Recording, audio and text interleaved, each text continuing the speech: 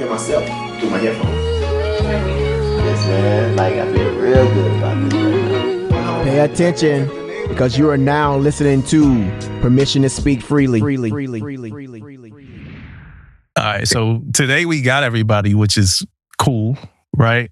We also got Aquinor Hollingsworth, Command Master Chief Aquinor Hollingsworth with us. How you doing, sis? What's good? Chilling, man. And I'm looking forward to this conversation, right? It's good. Aaron's here. Aaron is back. Man, surprise. David is here, right? And before we do anything, last episode we were talking about evals, and it was the conversation about potential. And I said something on there that sounded like I said, like, if something wasn't the best ever, I wouldn't write it on an eval or something. That's not what I meant. It didn't mean I wouldn't put like a fair assessment on the eval. Like, I would only put good stuff. It didn't come out the way I meant to say it. So, and I got hit up about it. So I just wanted to make sure people do that. I did not mean it like that or whatever, because we was talking about the word potential. So I was going to start out one way, but this is the way I'm going to start out. You just posted on your Facebook, sis, about like what was people's first time, like they first interaction with you, right? So let me give you mine. You see my ball cap, right? Mm. All right, so I left the bush in April of 23, I feel like. Okay. When'd you get to the bush? I got to the bush in December of 23. You got to the bush December 23? Well, I left the bush April 24, right? I've been to like 5 commands in the last 5 years, so I get confused about it, right? So I left the bush, but I had a baby in December of 23, right? So I had a baby in December of 23, so I wasn't really there when you got there, right? I was like on and off of baby leave, right? So it's a long backstory to this, but I ain't even gonna tell the backstory. But so we at DRB, right? We at DRB. And and all I know, and you came, but like when you came, it was another lady, Master Chief, that kind of showed up around the same time as you, and I saw y'all together. Like I saw y'all kind of walk in the DRB together and stuff like that. I think was it Kim? Maybe, I don't know. I don't remember. No, Kim got there before me. But I think she worked up in like career counseling area, like admin or something like that. Oh, that's T. Yeah. Y'all came around the same time, right? Yeah. So now I'm back off of like, but now mind you, when I got to the ship, my wife was pregnant. So I was already kind of new to the ship. So, and then then we had the baby. So I was still I was only on the bush for 10 months. And for the whole time, my wife was either pregnant or she had the baby, right? But we get the DRB and we reviewing the package. Now, mind you, the sailors in DRB, they my sailors. You know what I mean? This my division. I already know where this going. I'm in the joint, and it's a long backstory, and I don't want to point fingers. I don't want to blame nobody for nothing, but so I'm not gonna get into the backstory. But it was the electricians, and it was a culture, just. Oh, I remember. We had. Our culture was bad, like a bad culture. At this point, I'm a senior chief, and this is the first thing you said up in that joint, man. I remember this. He was like, yo, it's on the leadership. She looking at the package. I'm looking at the package, right? I'm looking at the package. And like I said, it's a big backstory. I've only been there for like 10 months. So I'm still, and now mind you, when I got there, I saw some deficiencies in my division. And I was like slow walking some changes, right? I ain't see the shit that they went to DRB for, but I just saw like, my electricians, we need to learn, we need to train, we need to do this stuff. But when I was on baby leave, some shit went down and it just opened up the gateway of just all the things that have been going on wrong for the last few years. So she see the package, she like, it's on the leadership. I'm like, oh shit, man, that's me, man. You know what I mean? I'm like, wait, that's me. I'm like, the leadership, man. And she kept going. She's like, yo, look, man. Like, she we going taking in hard too, right? Yeah, she like, yo, we taking these junior sellers up. It's on leadership, man. Where they chief at? I'm like, yeah, I'm right here. You know what I mean? But yeah, so that was the first time we met. That shit was hilarious, man. That was hilarious, man. I'm like, damn. I'm like, yo, these new Master Chiefs coming in here, man. They ain't playing no games, bro. Yeah. And I think I was already selected for the program by then. And I felt bad because I wasn't going to be with my division to see out like all the changes, because I knew we were going to get better and fix all the problems, but I wasn't going to be there for it because I had got picked up for command at that point, man. But I was like, man, these new Master Chiefs going to be good. I wish I could have done a season with y'all, man. Oh, the season was lit. Yeah, I wish I could have done it, man. It was I don't even lit. know if you remember me from the bush. That's why I wore my bush hat. Not that's why I wear my bush hat. Yeah, I man, remember you. I remember them talking about you, and then I saw you 1 or 2 times, and then I ain't see you no more. Yeah, I was gone, man. But you wasn't taking no prisoners, man. They was talking about him? Was he famous or infamous? No, they was saying good things about him, and then when he came in there for DRB, I was like, oh. Oh. Yeah. Oh, this my Yes. victim? Yes. So I don't miss no words. I'm gonna tell it like it is. Nah, that was good. That was good. And I mean, as much as I could say that I like was new and all that, I really felt a lot of that, and I felt I owned it too. And like I said, I wish I was there to, to fix that. But one thing, since I know people from the bush are there, are probably, I mean, listening to this episode, I know they probably are. I need my chief mess going away gift, man. I knew he was going to bring it I up. need my going away gift. I need it. I left without. Look, I said I ain't want to. You can't ask for a award when your division under investigation. Did you can't get back ask for your dues then, at least? Hey, man. Ain't nobody giving you back no dues. That's a donation. man, If you leave 10 without what you're months. supposed to have, you just fresh out of luck. Yeah, man. He was My got 10 man told months. me he's gonna give me the Donate. gift. He tapped me on the shoulder. He's like, I got you. Still got you with the gift, bro. I'm still waiting on that gift. I need that gift, y'all. That gift is long gone. Oh, yeah, I need that gift, I'm man. gonna need my money back, man.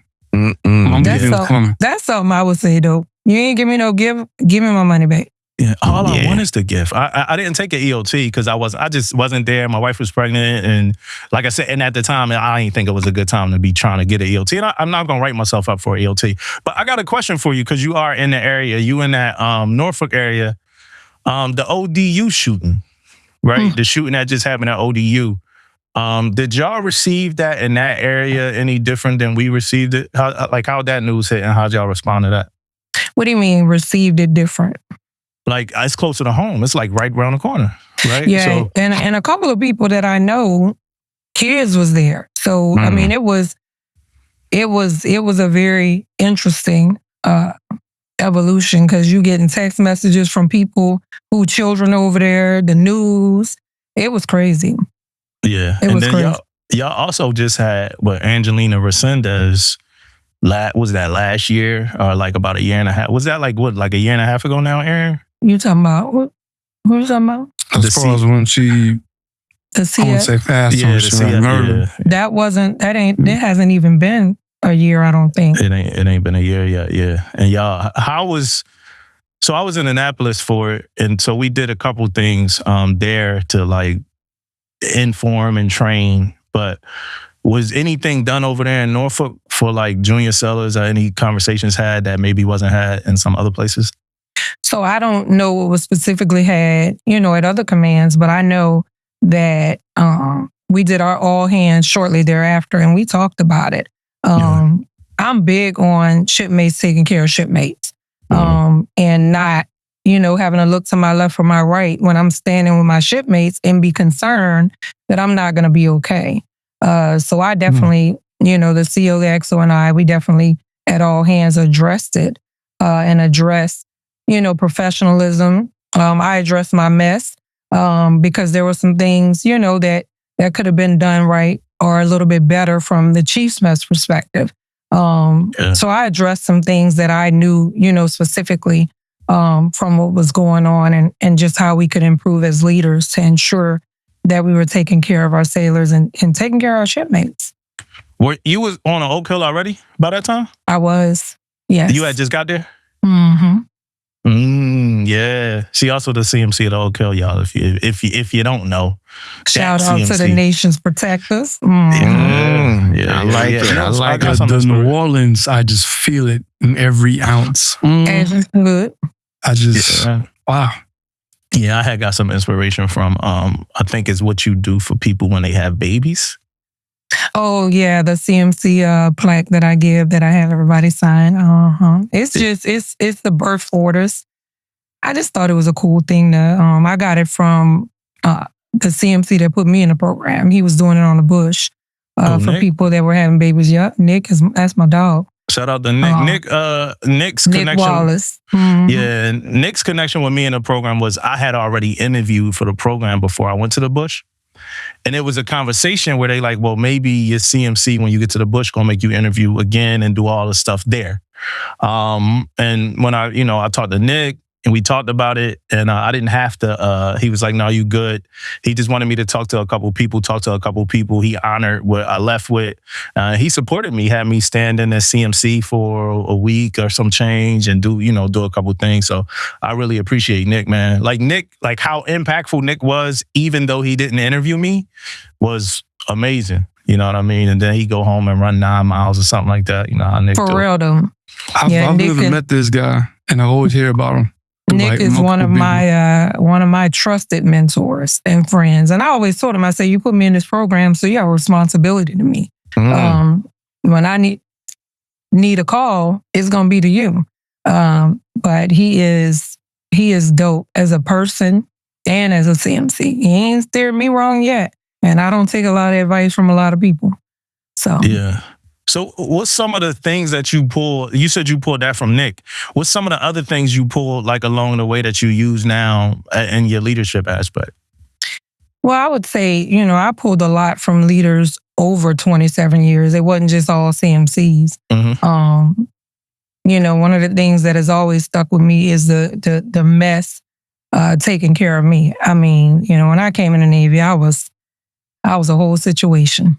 I ain't gonna even sit up here and lie. I was a whole situation. People think now, but no. Seaman Wilson, it was a whole situation. Mm-hmm. And I ran into some amazing first classes and some amazing chiefs. And I learned a long time ago that the foundation of leadership is trust. And if a sailor can't trust you, or if a person can't trust you, you can't lead them. Mm-hmm. Like they're gonna put their hand over their cup.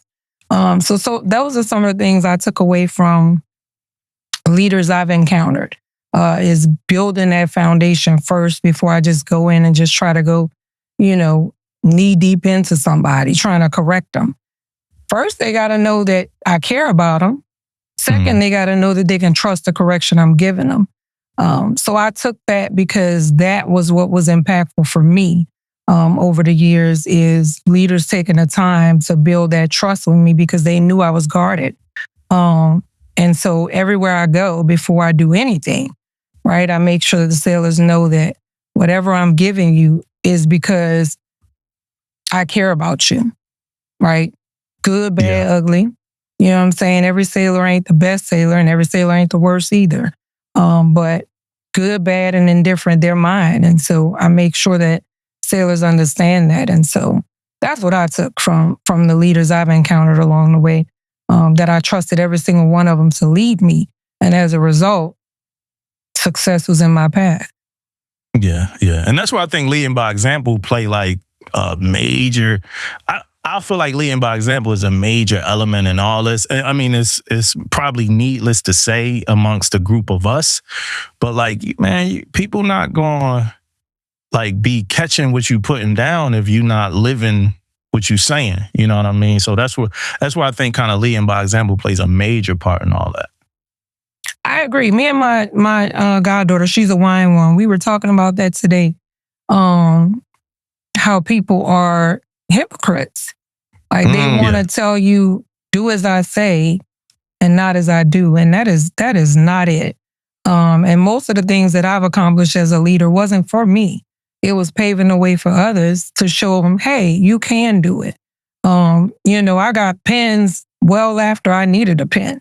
And it wasn't for me so I could put something on my chest. It was so I could show my sailors, hey, you can grind and get it done. And we're going to do it together. So most of the things I've accomplished, it wasn't just so I could do it. It's so I could show them, hey, you can do it. And here is how. And come on, I'm going to walk with you. And we're going to do it together. And I built a lot of respect along the way just by not being the person that's just talking to these sailors, but actually showing them what it is to do the hard work. And I mean, it's the same with my kids. Your kids gonna do what you do long before they do what you say. And so I try to make sure that I'm mimicking what right looks like. Even though I don't always want to be right, sometimes I want to be wrong. I ain't gonna even sit up there and lie to you. I went to the exchange the other day and they were checking IDs and the guy was like, I came in there with my 2 babies. One of them looked 5, the other one looked about 13. He big. And the guy was like, hey, they can't come in. Because I don't carry, I just started carrying their ID cards now that they're stopping us. And initially I was like, dude, y'all know y'all just started this, right? Yeah. And these kids, these are my children. I'm not bringing my mama in here. Like, you seriously, and I live 40 minutes from the exchange. So I drove all the way there because Dante wanted some shoes. And I stood there in the moment and I shared this with my CO. I said, sir, I ain't gonna lie to you. I wanted to tell you a couple things, but I smiled at him. I said, I hope you have a great day. And I turned around and went on about my business. And as I was walking out the exchange, my son said, oh, you irritated. He was like, I know you irritated. We about to drive all the way back home. But I wasn't going to embarrass my CO. I wasn't going to embarrass myself, right? But in that moment, New Orleans was brewing up inside of me because I was like, this is crazy. Like, I live so far away. But I had to remember, do as I do, not do as I say, right? And so I made a different decision. Yeah. And it seemed like the higher you get, this is my own experience. It seemed like the higher you get up in leadership, the easier it is to be impactful in that way, right? An example of that is we had a cleaning stations, right? So I've been at my command now for like 5 months, right? So we had a command cleaning station thing, and I've been seeing it in the plan of the week. We don't call it plan of the week, but I'm gonna call it that for the sake of this conversation, right? But I've been seeing it in that, and it ain't really get the attention that I felt like it needed, right? So we have been going through some, stuff and as I'm processing in my first 3 months at the command is before the holiday stand down. We get back from the holiday stand down and I see this cleaning thing and I'm like, man, let's clean, right? Like let's actually clean, right? So now I'm like, and I put it out. I'm like, hey, for cleaning, I want all, like it says all hands. I want all hands out there cleaning, doing a thing. I talked to my COX, so I'm like, hey, we're going to walk through. We're going to see what's going on. Boom. So this shit happens. And now it's people scattered, like wondering what's going on, right? Like, why today we doing this? What's going on, right? And I'm hearing it. I'm trying to get chiefs to get their people, and like people like minds are blown. So eventually, right? So I make it to every space. I'm boom, clean up, and eventually I grab a foxtail and I grab a dustpan, right? And I'm cleaning, right? And in my eyes, this is what I'm thinking. I'm like, man, if they see me cleaning, they know it ain't play like everybody cleaning. Right? So it was simple, and all I was doing was cleaning out like around the glass windows in our building or whatever. And this shit like rippled through the command. Like days later, people like, yo, they was talking about you cleaning and shit. I'm like, yeah. I'm like, hey, I didn't mean for it to make that much of an impact, But and it wasn't negative, it was positive. They was like CMC's out there cleaning. Like people downstairs knew about it that never came upstairs. I'm like, damn. And it's like, it's easy. And that's why I think people take that shit for granted. Like as a leader, it's easy. All you gotta do is get out there with your people, do something like that, and it'll be impactful. It's so often funny to me that people find it weird, right? I remember me and Kim, the one I mentioned earlier, on the bush during cleaning stations. We were out cleaning. We had got some water, we had got swab, we had foxtail, we had everything. And we're out cleaning, and this contractor just so happened to come on board the ship, and he sees me and her out in the P-way outside of her office cleaning, and he looks at us and he said, y'all in trouble? I said, why would you think we're in trouble? He said, I got 2 mass chiefs out here cleaning the P-way. I said, first of all, what's wrong with 2 mass chiefs cleaning the P-way? We ain't above cleaning. It's cleaning stations, shipmate. We cleaning. And it oftentimes fascinates me when I see sailors like, CMC, you taking out the trash? Shipmate, I ain't above taking out the trash. I take out the trash in my house. I can take out the trash here. And, it shouldn't be abnormal for us to do things that we require. I had a training with one of my with my group of divos, and I told them, I said, you know, the divos and the chiefs, I said, don't be hypocrites, right? Mm-hmm. Don't have these sailors out here doing stuff that you think you too good to do. Because if you too good to do it, why they got to do it? And that's not to say I require my divos and chiefs to be out cleaning all the time, but you shouldn't be above it. You shouldn't be above taking and wiping something down if it's dirty. We shouldn't be above doing anything. Just like, simple stuff. Yeah, they try to say, who are you to tell me to do this? So I'm the same person who did it before you came in. I'm doing it with you right now. So, you know, any excuse you want to manufacture is gone. We're doing it together. You know? Yeah, I was about to post about that. Like, yo, if you, like, anything you telling somebody to do, you should be able to do that shit yourself. And I mean, even outside of like, I'm too good to clean or whatever like that, if you're leading a group of people, especially if they're in your rate, man, and you can't do that, man, you need to go back, right? You need to go remediate. You need to go figure that shit out, man. Like if we can't order parts because your RPPO ain't around, bro, like I need you to go. That's putting in a job could be a problem sometimes, man. You need to go figure it out, bro. Like, you should be able to jump in and you should be the whiz at that shit. Like, oh shit, you just need to order parts real quick. Boop, boop, boop. I got you. Easy. You know what I mean? Easy day. Right. Yeah. Come along and then your RPPO have a log and all. Like, yo, no, you need, like, no, my RPPO got this shit down to a science. Then you have it down to a science, my dog. But how are you even sanity checking what your RPPO is doing if you don't know how to do what your RPPO is doing, Chief? Facts. Like, I get irritated with that. I'm like, so you the person is supposed to be looking over these jobs, and you don't even know how to put a job in? So how do you know that sailor, right, did it right? Yeah. And I tell people, if you can read, you can lead. It don't matter if you know how. Go read. So you can go and fact check it. But it's a lot of people depending on these junior sailors to do stuff, and they don't know what they're doing. And the sailor be like, oh yeah, it's right. Wrong. Yep. And then the ownership piece, right, is when you check them for it or you say something to them for it, then they in their head, they like, oh, it's EM1, man. Like, nah, bro. I'm talking to you. I'm not talking to EM1, bro. I'm talking to you. Yeah. I can't stand when a chief blame a junior sailor for some stuff they supposed to know. Oh, mine will tell you, I will tear them out the frame. Don't tell me no junior sailor name. The only person I'm talking to is you. You. What up, Ed? You want to say something, dog? I'm listening to Sis talk, and I'm just thinking like, man, you a bona fide terrorist during DRB, ain't you? Not a bona fide terrorist. Bona fide terrorist. You said you get the packet. You just sitting there reading, and you probably pulling back the facts. You got written up 13 times. Oh, okay. You bought that action, huh? Okay. Boom, boom. You reading. So I'm just hearing this. It's like you pulling back the credibility of some people, man. Oh, always. Always. So it's like you out there, somebody out there talking like holier than thou. What's it saying? Don't throw stones from a glass house, something like that. Yeah, you shouldn't throw stones from living in a glass house. You know, so Damo, when we started, you talked about that DRB. Could you go back to that? Did you sit through the whole deal? What was that DRB like with Sis? It was good. It was good.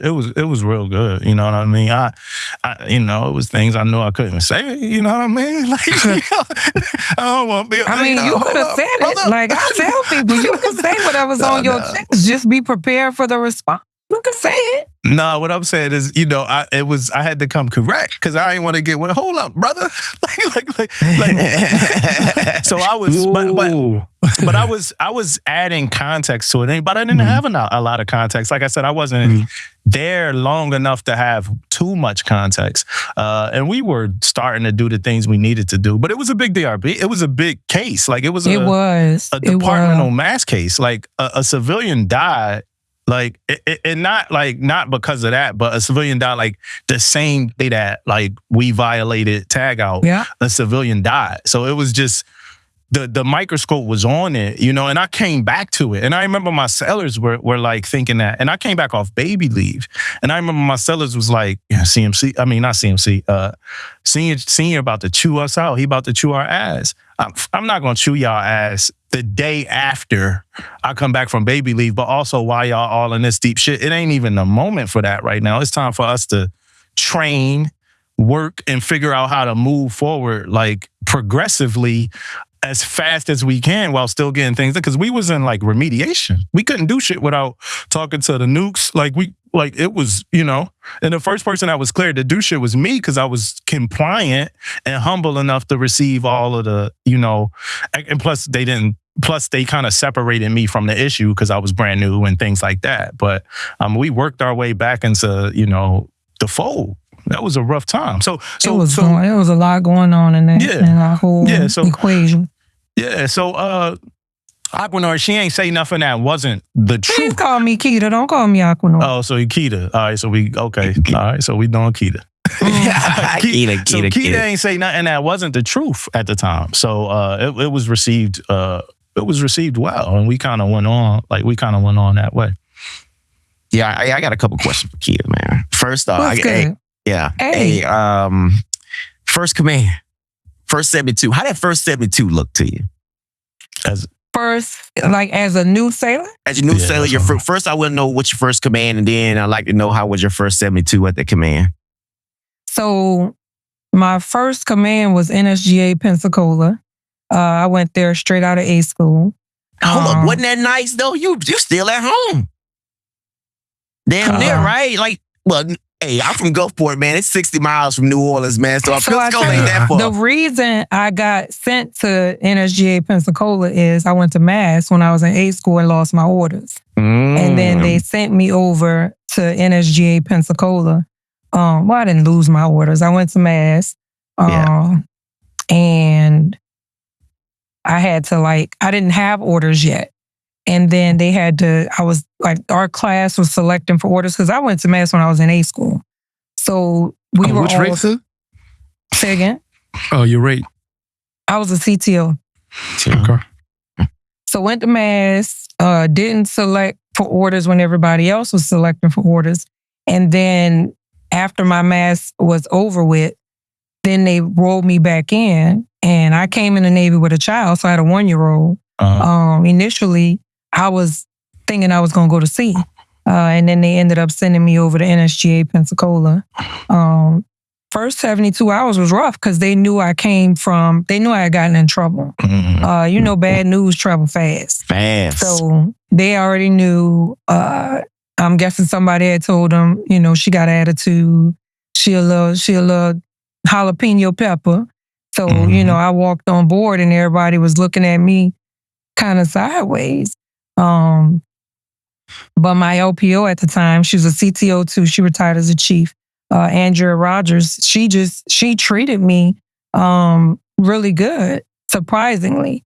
And then I linked up with a couple of the people that were there. I had a first class and a second class from Memphis. He was crazy, like me. And they kind of took me under their wing. And, it was really tight-knit group. So they was like, we know you got in trouble. We know what you got in trouble for, right? But you here now. Yeah. You going to be on the watch. They just kind of took me under their wing. And I was able to start off real good. Still had a little, rough stuff going on. But the first 72 hours was good because they immediately was like, hey, you coming here, right? You done had some bumps in the road, but you can do great things here if you turn a new leaf. And so, fortunate, I did. That's good. Did you feel like you fit in that intel rate? Because it's an intel rate, right? I'm not tripping, right? Yeah. Did CTs, you feel? No, it wasn't really intel. We were the secure side of the IT rate. So we were the TSSCI side of the IT rate. Okay. But yeah, I've always been smart. I fit in. I'm like a chameleon. I can fit in anywhere. Yeah, the reason why I asked that, because sometimes, it ain't really the smart part. It's sometimes like some rates, different people got different characteristics and different personalities. So like, I forgot the IS rate, right? A lot of ISs kind of be the same. You know what I mean? So some people different. Oh, they gonna get on your ass, Damo. Back on that, They Damo. gonna get on I didn't Damo even say ass. how ISs were. So what the fuck y'all pushing back? I don't know. I think it means like, you know, it's like they eat some herbs and stuff. They like beaks or something like that. I never said Yeah. it. I never said that. Like, I never Okay, said all right, sorry. Fall back. What's the experience with IS? I just said they be the same. Like, All right, so you with know the same. one IS that's from Philly, and then now it's like Yeah, they're not all the same. I've worked with a lot of ISs, but I know what you're talking about. some STGs be the same. Some just different race got that. We did a whole like viral video that different like BMs be the same, MAs be the same, GMs be the same. Nah, man. Okay. I mean, There are I think they got anomalies to every same race. characteristics. They got to say some of the same characteristics. Some of them. Shit Yeah. ain't go viral for nothing there. No, that was talking about who would win if they was scrapping. No, bro. No, it was about how every rate got their own type of personality, their own DNA. I, as a prior OS, right? They try to say, "Oh, y'all do this," and then nah, it's not the same. And then when I was in the air department, You clean like, them all same the purple shirts freeways, act this man. way. No, we don't. No, we don't. I worked with a bunch of ETs, and it was a couple cool ETs. And all of them were cool, but some of them was the same, bro. Yeah, You know? I got people all across. I ain't gonna comment. I ain't gonna comment. What was that, kid? I said I got people all across all the rates, and they'll swear I'm coming for them. So I'm just Oh going. no, we always come for I'ma people. just let it be. We come for people. They come back. So look, my question is this though: do you let your sellers friend or follow you on social media? No. So I won't say let. I mean, my page is public, so I'm not hiding from the FBI. So Yeah. my page is public. Whoever wants to follow me can follow me. But am I friends with any of my sailors? No, I'm not. Why not? First of all, none of them, I think they're all scared to friend request me. I'm only friends with like two of my chiefs.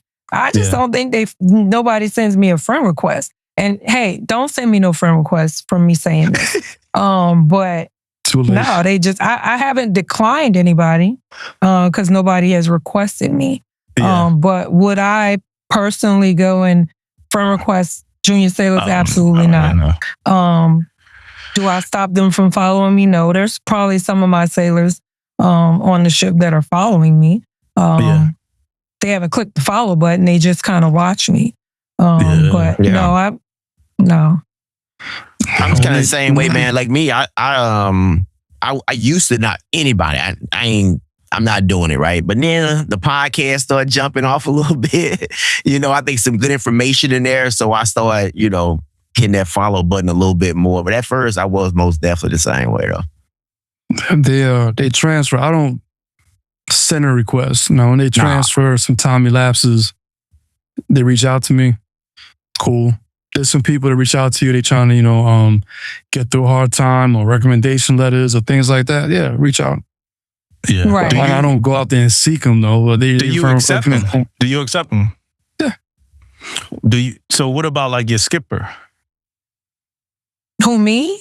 Anybody? My skipper is me and my skipper are friends on skipper seem social cool. media. Me and my old XO are friends. My new XO, we just haven't sent each other any friend requests yet. Yeah. But I would never hide from my skipper. I have no issue. If any skipper friend requests me, I'm accepted. I'm friends with Captain Bebo, my old skipper on the bush. Again, the FBI ain't looking for me. So I don't have no reason to be hiding from nobody. When people say, "Oh, I don't want them on my page," well, what are you doing that they can't see you? Exactly. And you got to be hiding. What are you doing on your page? What are you saying on your page that you wouldn't do or say openly?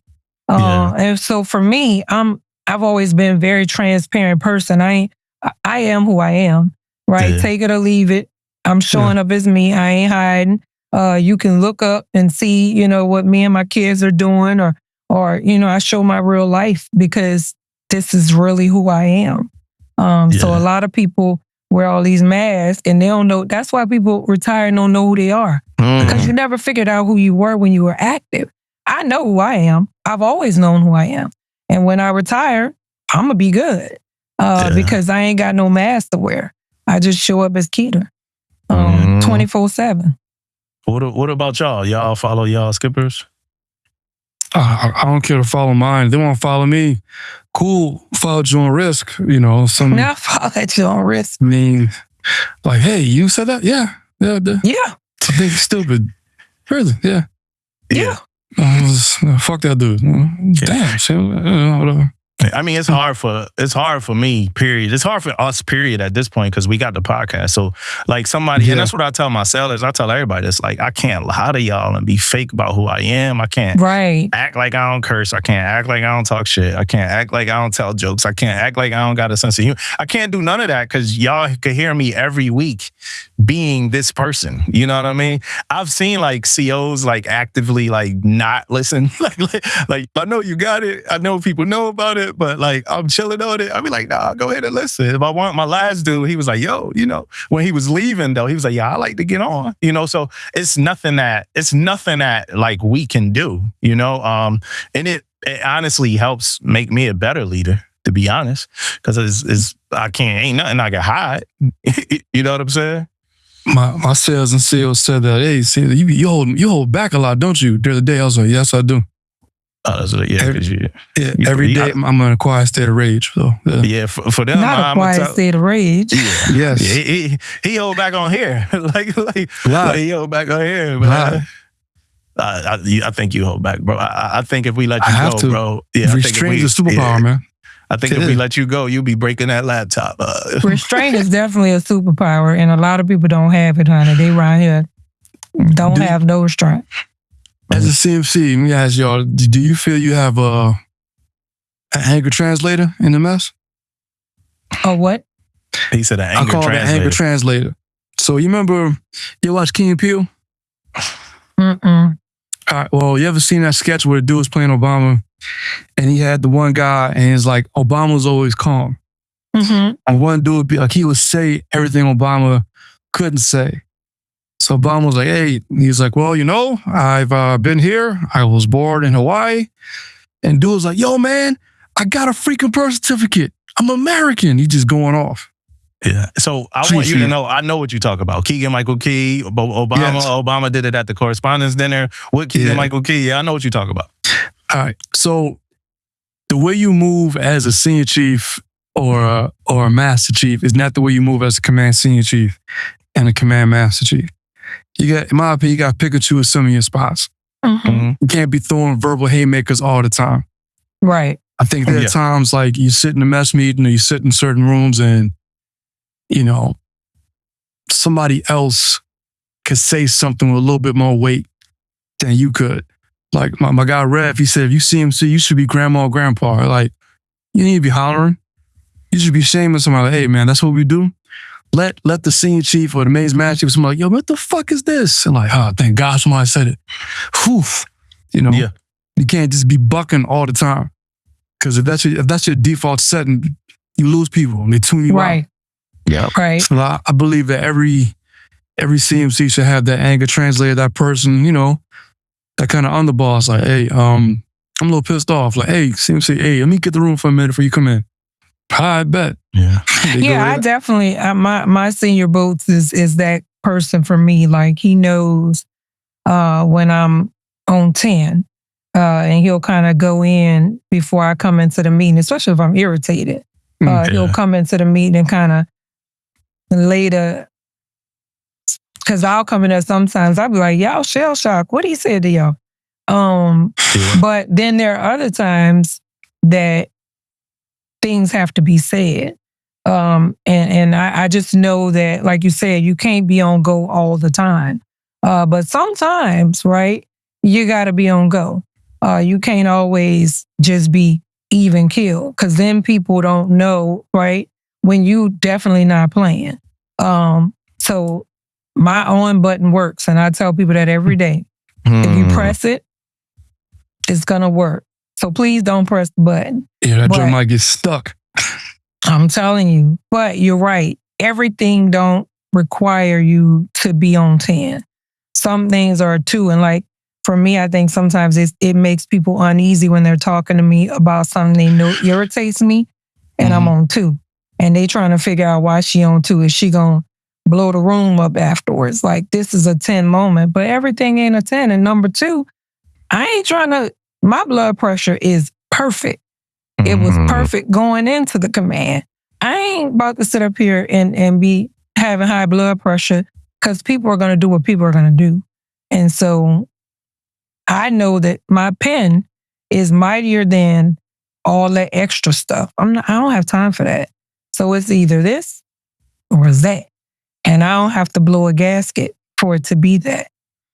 Yeah. Damon, I think Damon might come in, throw some tables a couple times, man. But hey, for me, man, I'm just comfortable, man. Like Hey, I heard about you, bro. And DRBs, I go in, like if I have to, no doubt about that. But I'm comfortable though. Like I'm comfortable in these rooms, man. Like I don't get over and under or nothing, man. I go in there and I say what I want to say. I listen. And I'm just comfortable with doing that stuff now, man. Like she said earlier, man, I'm doing that shit for 27 years, man. I'm comfortable in any room I go in. I'm gonna be me, like every time, right? And I think that's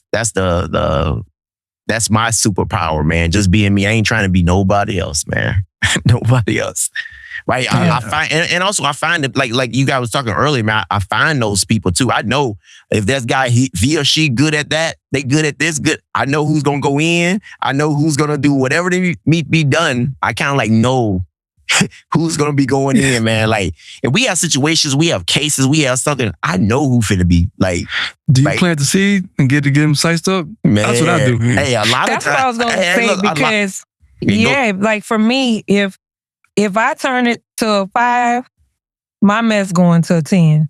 Like I ain't gotta set it at 10. If I set that temperature, if I just turn the fire on a little bit, they about to burn the room down. So I don't need to go full throttle. It might be the chair. I also have to do the reverse sometimes because they be on 10 and then I gotta bring the room back to 2. Because like I said, everything don't require you to go full throttle on a sailor. Yeah, I don't have a mess. I haven't had a mess over 5 chiefs yet, so I haven't had that experience yet. I'm looking forward to it. 1 in 9 of them. Yeah, I'm looking forward to that, man. I'm looking forward to being able to bounce ideas and thoughts and get shit done with a mess of over 20, 25, man. It's like five of us. You know what I mean? Right now. It is easier though, because you can have that one person that, they control a locker room. You got the one person who's very quiet and they don't say much. And I know if I go to her or him, they'll be like, hey, what happened? They done caught everything because they're sitting there like just taking in data. You know? They're like, hey, man, you lost the room for 5 minutes in. Why, man? Like Kay said, you was on 10, bro. I might want to calm down with that. But you should be straight. You didn't lose the match, but you kind of lost the meeting today. All right. Yeah. And my mess is junior too. It's really junior. It's 5 and mine is too. Yeah. And it's a delicate line, man. Your words matter a lot as a CMC. And I think sometimes you learn it as you go and grow into that role. But your words, they last long in people. You know what I mean? So having that translator, like you called it an anger translator, but just having that person that could say some words sometime that you don't have to say helps. You know what I mean? Because you don't have to say all them. Because you're the same person at the eval debrief too. You know, you're the same person at the midterm debrief too. So I think sometimes it is good to have that, person there. I don't necessarily have that where I am. Like I said, it's just 5, but we trying to hire this reserve master chief, and when he comes, be like, hey, bro, I already told him on the interview, like, hey, man, are you ready to? Yeah, I'm ready, bro. know, so we gonna have that soon. But I was that though. When I was BC Master Chief on the ship, on the Nimitz, man, I was that person. You know what I'm saying? I was the one that was, You was Draymond? I was that guy, man. I go in. You always need one goon. You need one goon. Always. We had you several need of them. one. And on the carrier, you know how it is, man. There's several of them on there, man. We had that thing, man. Even DRB, it was all the 9s, man. That's who ran it on the Nimitz, just the 9s, man. It was. But I got 4 of different flavors. I got a Secretary of State Master Chief. He kind of he go broker deals. He real calm. Secretary of State. Yeah. Then I got the one, she keep all the receipts. See, like, buddy in Men's Society, like, oh, nah, you said you got the 40 at, no, fucked up, right? She just keep all the receipts, all the emails. Nah, it was put out. Now I got it right here. You know, I love it. She just piecing them up. You know? Yeah. Hey, I got a question for you, sis. I saw somewhere that you either almost finished your master's or you just finished, but you're doing something good. I have 3 classes left. All right, so you got 3 to classes. conclude my master's. So you're getting college done. You're doing a CMC thing on an operational ship. You're raising kids, a mom of 4. So life is busy, right? And just how do you balance all that? Good question. You know, I think I get that question like once a week. How do you do all of this? First of all, I don't know how I do all of this. I just do it. But for me, like today, I started finding myself getting irritated. And I was like, hey, I got to take a couple of days. Right. And, you know, just wanting to spend time with my children. I'm like, I give that shit a lot of my time. You know, command is thankless. Command is challenging. You are it. And so for me, I find time, and I always tell new chiefs this as well. And I talk to BDOC a lot, the basic division officer course. And I say, you got to know what you enjoy and you got to work. Like on my to-do list is me, right? I'm not always at the top, but I'm on that list somewhere. And so on my list, I put, you know, what's important for work, what's important for my children, and what's important for myself. And that's my weekly list. And I try to, you know, some things get more than others. But I also penned a phrase a long time ago, and I live by it. I'm not going to give the Navy my best and give my kids the rest. So I try to make sure that as hard as I go for, you know, the Navy, I go as equally hard or, you know, sometimes unbalanced for my kids. And then I'm simple. Like people think that I'm really complex and I'm really not. I'm a simple person. I find quiet every day. Even if it's just an hour, I sit and do nothing. I sit in silence with the TV off, just chilling with my fireplace, having me a glass of wine, right? Just digressing from my day. I like to walk a lot. I like to be with my thoughts. I write a lot. I like me. So I find time to spend time with me because I'm mommy 24/7. I'm the CMC 24/7. I'm in New York still getting text messages and I'm on leave. So I just find moments that I can carve out in the day, even if it's, you know, 9:00 at night, that I can just sit with myself and encourage myself and be like, girl, you did that today, whatever that was. And then I have some very beautiful children that my kids pour into me all the time, you know, telling me how lucky the Navy is to have me and how great of a mom I am. So those are all things that just keep me going. And, you know, people are like, why are you still doing the Navy thing? You know, you've been doing this so long. I love what I do. And I do it with ease. It's not easy. It's challenging being a mom, being a CMC, being a grad student. You know what I'm saying? Being a daughter, because I still got to parent my mom every now and again. But doing all of these things and finding time to just still be with me. And so that's how I'm able to keep pouring in everybody else's cup, because I pour in my own every single day. And so. How old are your kids? My oldest is 28. She'll be 29 in September. My middle child, my son, is 22. He's turning 23 in May. And then the twins are 11. Yeah. They've been here before. I took them kids to that mall today. My children dropped some Benjamins in the people mall. But I'm not looking for it. Do you find your kids, that you have some kids that just you mentioned how you got to parent your mom sometimes. You know, my oldest kids are just now entering adulthood, but do you find your oldest child starting to parent you like, Mom, where you going? Do you find she's like, hold up, I raised you? Like, do you find them kind of like flipping the role and now protecting you or pouring into you the way like?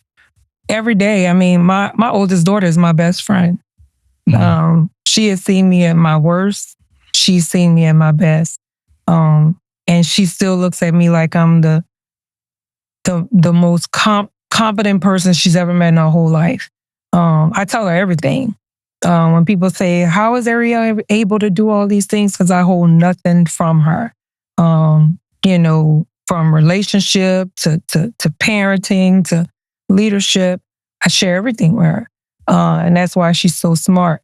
But yes, both my adult kids are now, because I raised them well, they pour in my cup, right? When I'm off my game, my kids be like, girl, get it together. And when they really irritated with me, they be like, okay, CMC. And then I snap back, you know what I'm saying? But I tell people, if you love on them when they're little, they'll become your best friends when they're adults. And my kids are that for me. I can call them and tell them stuff that I can't tell nobody else and know that they'll never repeat it. You know what I'm saying? If I'm having a moment and I'm off my game, I can call my 28-year-old and tell her. Her and her husband live with me. And even, you know, when I walk in the door, my daughter be like, today, you. You know, she can see it all over my face. She be like, what happened today? So because I've always communicated with my kids, even my 11-year-olds, like I sit down and talk to my children, you know, every day. We talk about everything. And we make decisions together, especially when I decided to go command. I was retiring. And then I just decided that I was going to do it. And I sat down with my kids and, you know, twins were like, man, we ready to be done with this. And my older two were like, if anybody can do it, you can. Are you sure this is what you want to do? And I'm like, man, I think I am. And they were like, go for it. And so. Yeah. All right. So this might be a controversial question, y'all.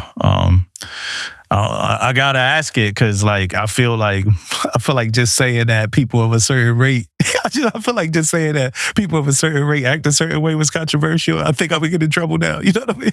So the CT's gonna be mad at me and shit.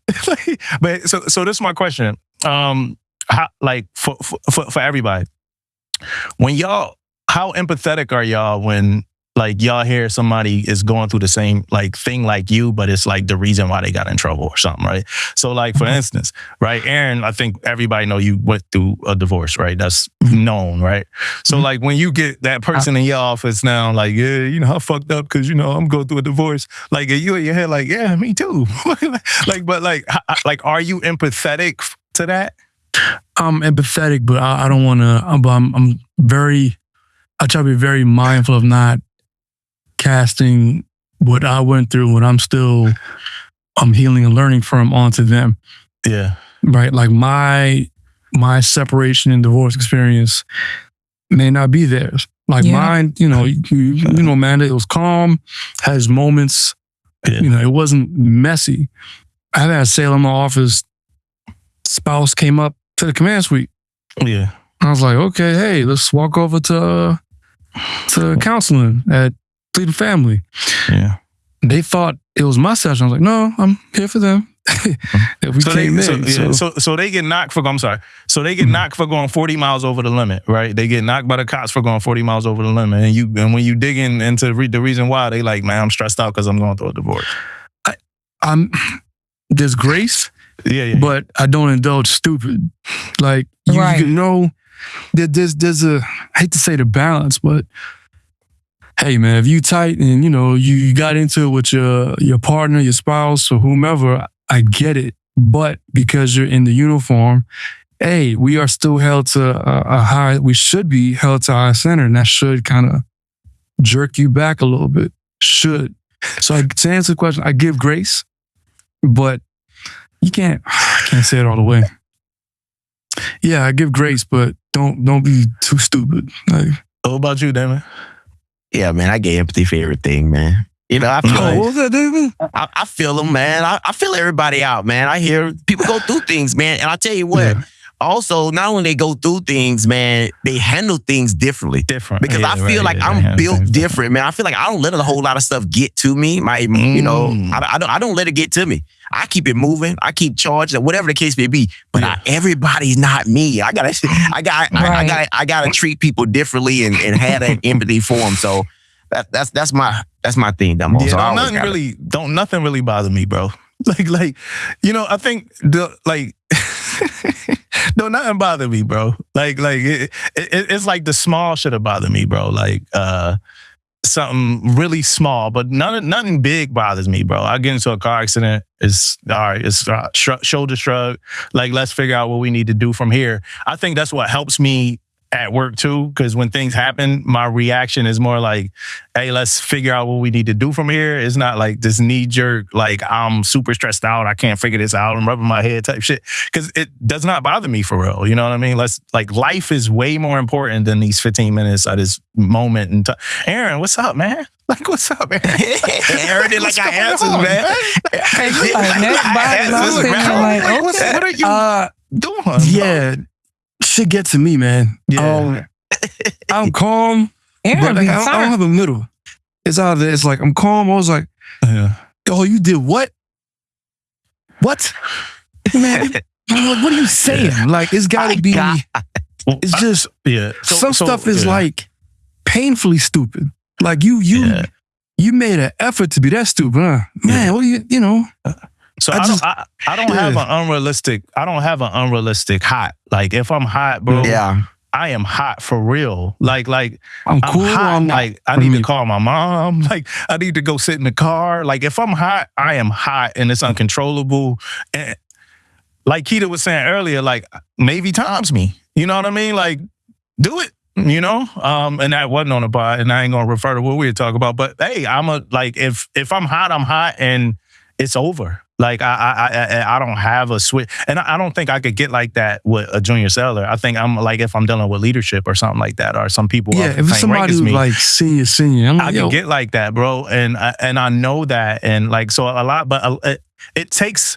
So it's crazy because it takes a lot. But it only takes a moment. Like, I don't know if that makes sense, right? Not a lot makes me snap, but one simple thing could. You know what I mean? Like, and I think my biggest thing is, I think the thing that messes with me the most is when somebody like does something. Like, if somebody do something, I don't want to get too deep into it, but like, let's say it's like a Karen type situation where somebody complained about something you did on the block, like you put your trash on the wrong side or something like that, and then I go confront them. And then when I talk to them, they say, oh, no, it wasn't really about nothing. That's one of them things that make me snap. You know, if it wasn't about something, then what'd you report it for? You know, but I'm crazy after that. Like, it's blackout crazy, I'll die today type shit. You know I want to because I want the 504 perspective on this. On what? So I'm trying to go Something back to the question. stupid We take a question and then we go 10 miles an hour. Yeah, you got to, you got to move that thing. So what were you asking me? So back to Damo's question, right? Like, what type of grace do you extend people, if at all, for something that's like really dumb? Like, if they got into something, like, how do you? It's hard. Let me jump in a little bit because it's your situation that made me think of the question. Because you're in school, you raising kids, you're doing it, like, you're doing a lot, right? And I give a small insider. I can't get too deep on this, but I'm talking to one seller about another seller in leadership at some random command, and I'm like, and the seller is like, well, my leadership is complaining about being a single parent, but complaining to me. You know, and meanwhile, leadership's like spouse is gone for a few weeks, you know, but seller that's telling me is a fucking single parent, full stop. And it's like, I'm going to tell you that irritates me. Mm-hmm. And usually when people do that, or I see or I hear that, cause I've heard it before too. You know, I've had, leaders and junior sailors, you know, their spouse is gone for 2 weeks and all of a sudden they complaining. And I'm like, you know, I've been a single parent 15 of my 27 years. You know, I was married for 10 years and divorced for 15. And I'm like, man, there's a fraction of race, right? But then there's like, you really don't appreciate the fact that you don't have to do this full time. You know, and I oftentimes flip it on them. You're complaining about these 2 weeks, but what happened the other 50 weeks of the year that your spouse was here? You know what I'm saying? So you can do 2 weeks. Try doing 15 years.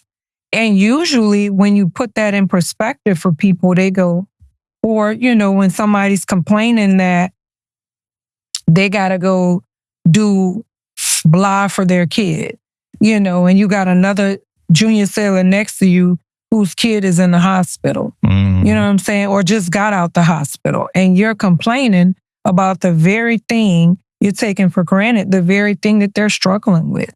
So for me, I give people reality checks every day when I hear things. But I don't use, and I try not to mention being a single parent, because it has never been a showstopper for me. You know, I went from E5 to CMC as a single parent. So it didn't stop nothing from me. And I never left my children with anybody.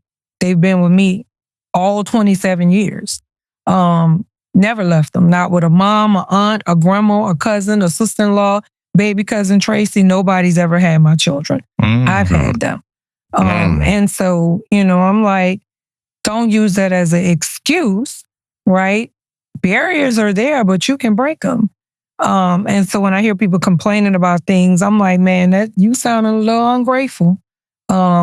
Because there's somebody that doesn't have it as good as you. I actually got on a person in the past, right? So yesterday, it was in the past, had a conversation with a leader that decided to mishandle their sailors because of some tasking that wasn't accomplished in a manner that they thought it should be accomplished in. And in mishandling these sailors weren't able to go get their kids on time. Spouses missed work. It was just like a ripple effect of things, right? That this bad leadership decision happened. And I'm like, man, you made that decision, but you didn't think of all the ripple effects you were causing these junior sailors because they didn't do something you wanted them to do in the time that you wanted it done. But these sailors got kids. These sailors got spouses that work. Like, these sailors ain't got money like you know what I'm saying, and your E9 spouse or your lieutenant commander spouse. Y'all can pay somebody. They can't pay nobody. So my sympathy or my empathy is twofold. And oftentimes I find myself developing leaders to think about that, because they be quick to say, I don't care. Well, you gotta care. Because when you're making decisions that can harm them, and I find myself in that situation all the time as a CMC, having to advise my captain on stuff. And I'm like, okay, this person is thinking about it in this one linear path they're taking, but they're not thinking about all the extra variables, right? And these junior sailors are coming in my office giving me all these extra variables. And I'm like, no, you can't just make a split decision that'll have a lasting effect on them. I had a sailor Ubering every single day for like a whole month from Little Creek to NASCO General Shipyard in Norfolk. That's a lot of money for E3. And never complained about it, just was doing it. And, you know, leadership saying, figure it out. I'm like, that's the wrong answer. The wrong answer. They ain't got money like that. Yeah, shit like that. Figure it out. Be too much. So that was our I era always try right to there. make people think about, you know, look at the other side of the coin when you're making a decision. Don't just make a decision in the moment because you're mad. Yeah. You have to see how that shit gonna play out, or like how would it affect you if you was on the other side of the coin. And you'll find leaders that I had somebody come ask me, you know, can I go do X, you know, for my kids? And I'm like, all right, bet. and then their junior sailors are asked to go do something, and they don't have that same empathy for their junior sailors. And I'm like, and the sailors are coming to me, this person wasn't here or that person wasn't here the other day because they did blah. And then when I asked to do it, CMC, it's a problem. Why is it a problem? And I'm like, it's actually not a problem, shipmate. But I'll find out why it was a problem for you. Because, people mishandling people. You asking to go take time off, why you can't get them time off? And that's what I was talking about earlier when I was like, don't expect things from people that you can't do yourself or don't expect. It's all in that same category. I had a seller come up to me today. I saw him, ran into him outside, man. Shout out to him too. Ran into him outside. He like, hey, what's up? What's up? I need to get with you. I got to pick your brain about something. I'm wondering what it's about. And then I talked to him and I ain't gonna get too damn. You can't get too deep into nothing, man. You can't. But he's telling me his situation, and it was like he pretty much about to get out, and probably could have been got out, but circumstances. That's what I don't want to dig into. But he's asking me about TAP and skill bridge. TAP and skill bridge. I'm like, hey, and I'm in the gym talking to him, and I'm like, TAP and skill bridge, man, it's so much literature on TAP and skill bridge. Like, you should be good to go. And I'm like, what about your career counselor? Have you spoken with? Now, mind you, I'm helping him. I'm like, you could do this, this, this. I'm like, but have you spoken with your career counselor? And he like, yeah, but my career counselor don't really know nothing about, the information. Now, mind you, this from his perspective or whatever he's saying. And I'm like, damn, like this dude got a whole chain of command. And the thing is, I know the people, man. And it'd be people that you think is good. Like they taking care of their people. This man calling me about TAP and skill bridge, and it really messed me up. I'm like, yo, did you talk to such and such yet? And some of it is on him. He ain't talked to the people yet, but it's like it's also a part of it where, and we're about to get into these CNOtes, because it's also a part of it where like the intrusive concern, like you about to get out and you probably could have been out already. Like it's questions that leadership need to ask too, right? To make sure you got your best foot forward, and that brings me to the CNOte. So the CNOte 5 came out from CNO. It says the backbone of the fleet, Chief Petty Officer.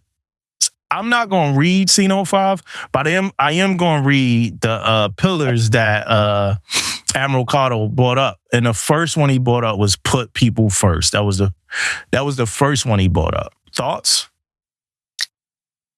So remember when we used to say ship made self? Uh-huh. We always used to say ship made self. Mm-hmm. For me, I'm always like, how you going to take care of the ship, your shipmate, and then put yourself last? You know what I'm saying? It should be self, shipmate, ship. Yeah. Take care of yourself first. And a lot of times, the last thing we think about is people, unfortunately. I see leaders all the time. It's a good cliche, right? We say it, man, take care of your people, take care of your people, take care of your people.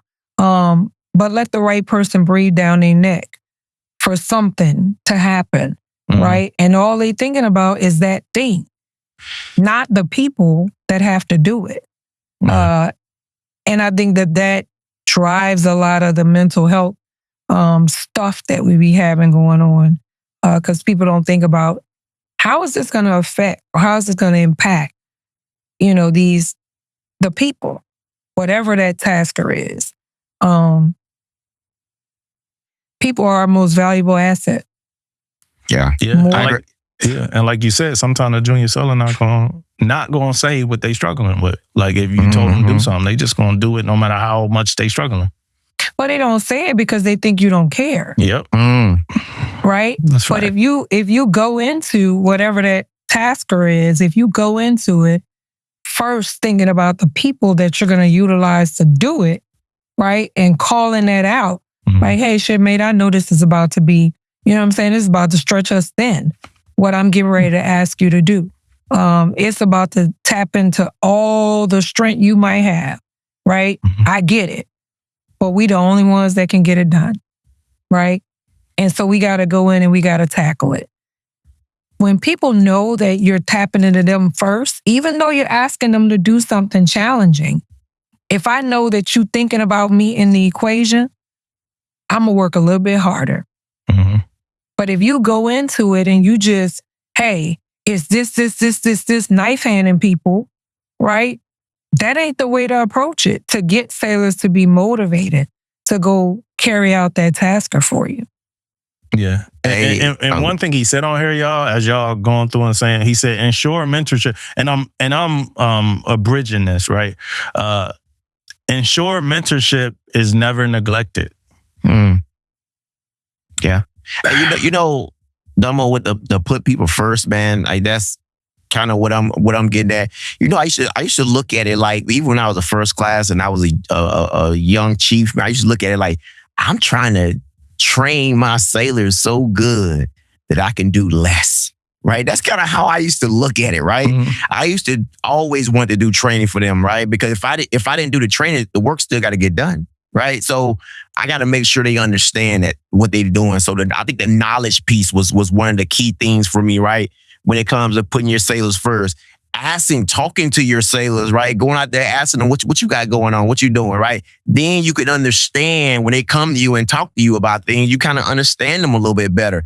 So all these things, even put people first, put your sailors first. That's all about being out there talking to sailors and finding out what they like, what they don't like, what they do. What's your rate? What you talking about today? What happened? What you eat last night? What you do this weekend? All these little questions we ask, man, it's all about them sailors being comfortable too. So when they do got an issue, they ain't scared to come talk to somebody about it, right? A lot of times these sailors have some issues and they just bottle that shit in, then it explode, and then freaking all type of shit, end up happening about it. But put your sailors first, man. At the end of the day, man, like take care of your sailors and hopefully come take care of you, man. Yeah. Aaron? And mentorship being a priority, a lot of people are out here on the struggle bus. You know what I'm saying? They're on the struggle bus because they don't have anybody pouring in their cup. We're using mentorship as a check in the box when it's not. It's so much more than just checking a box or filling out a piece of paper and putting your name to it.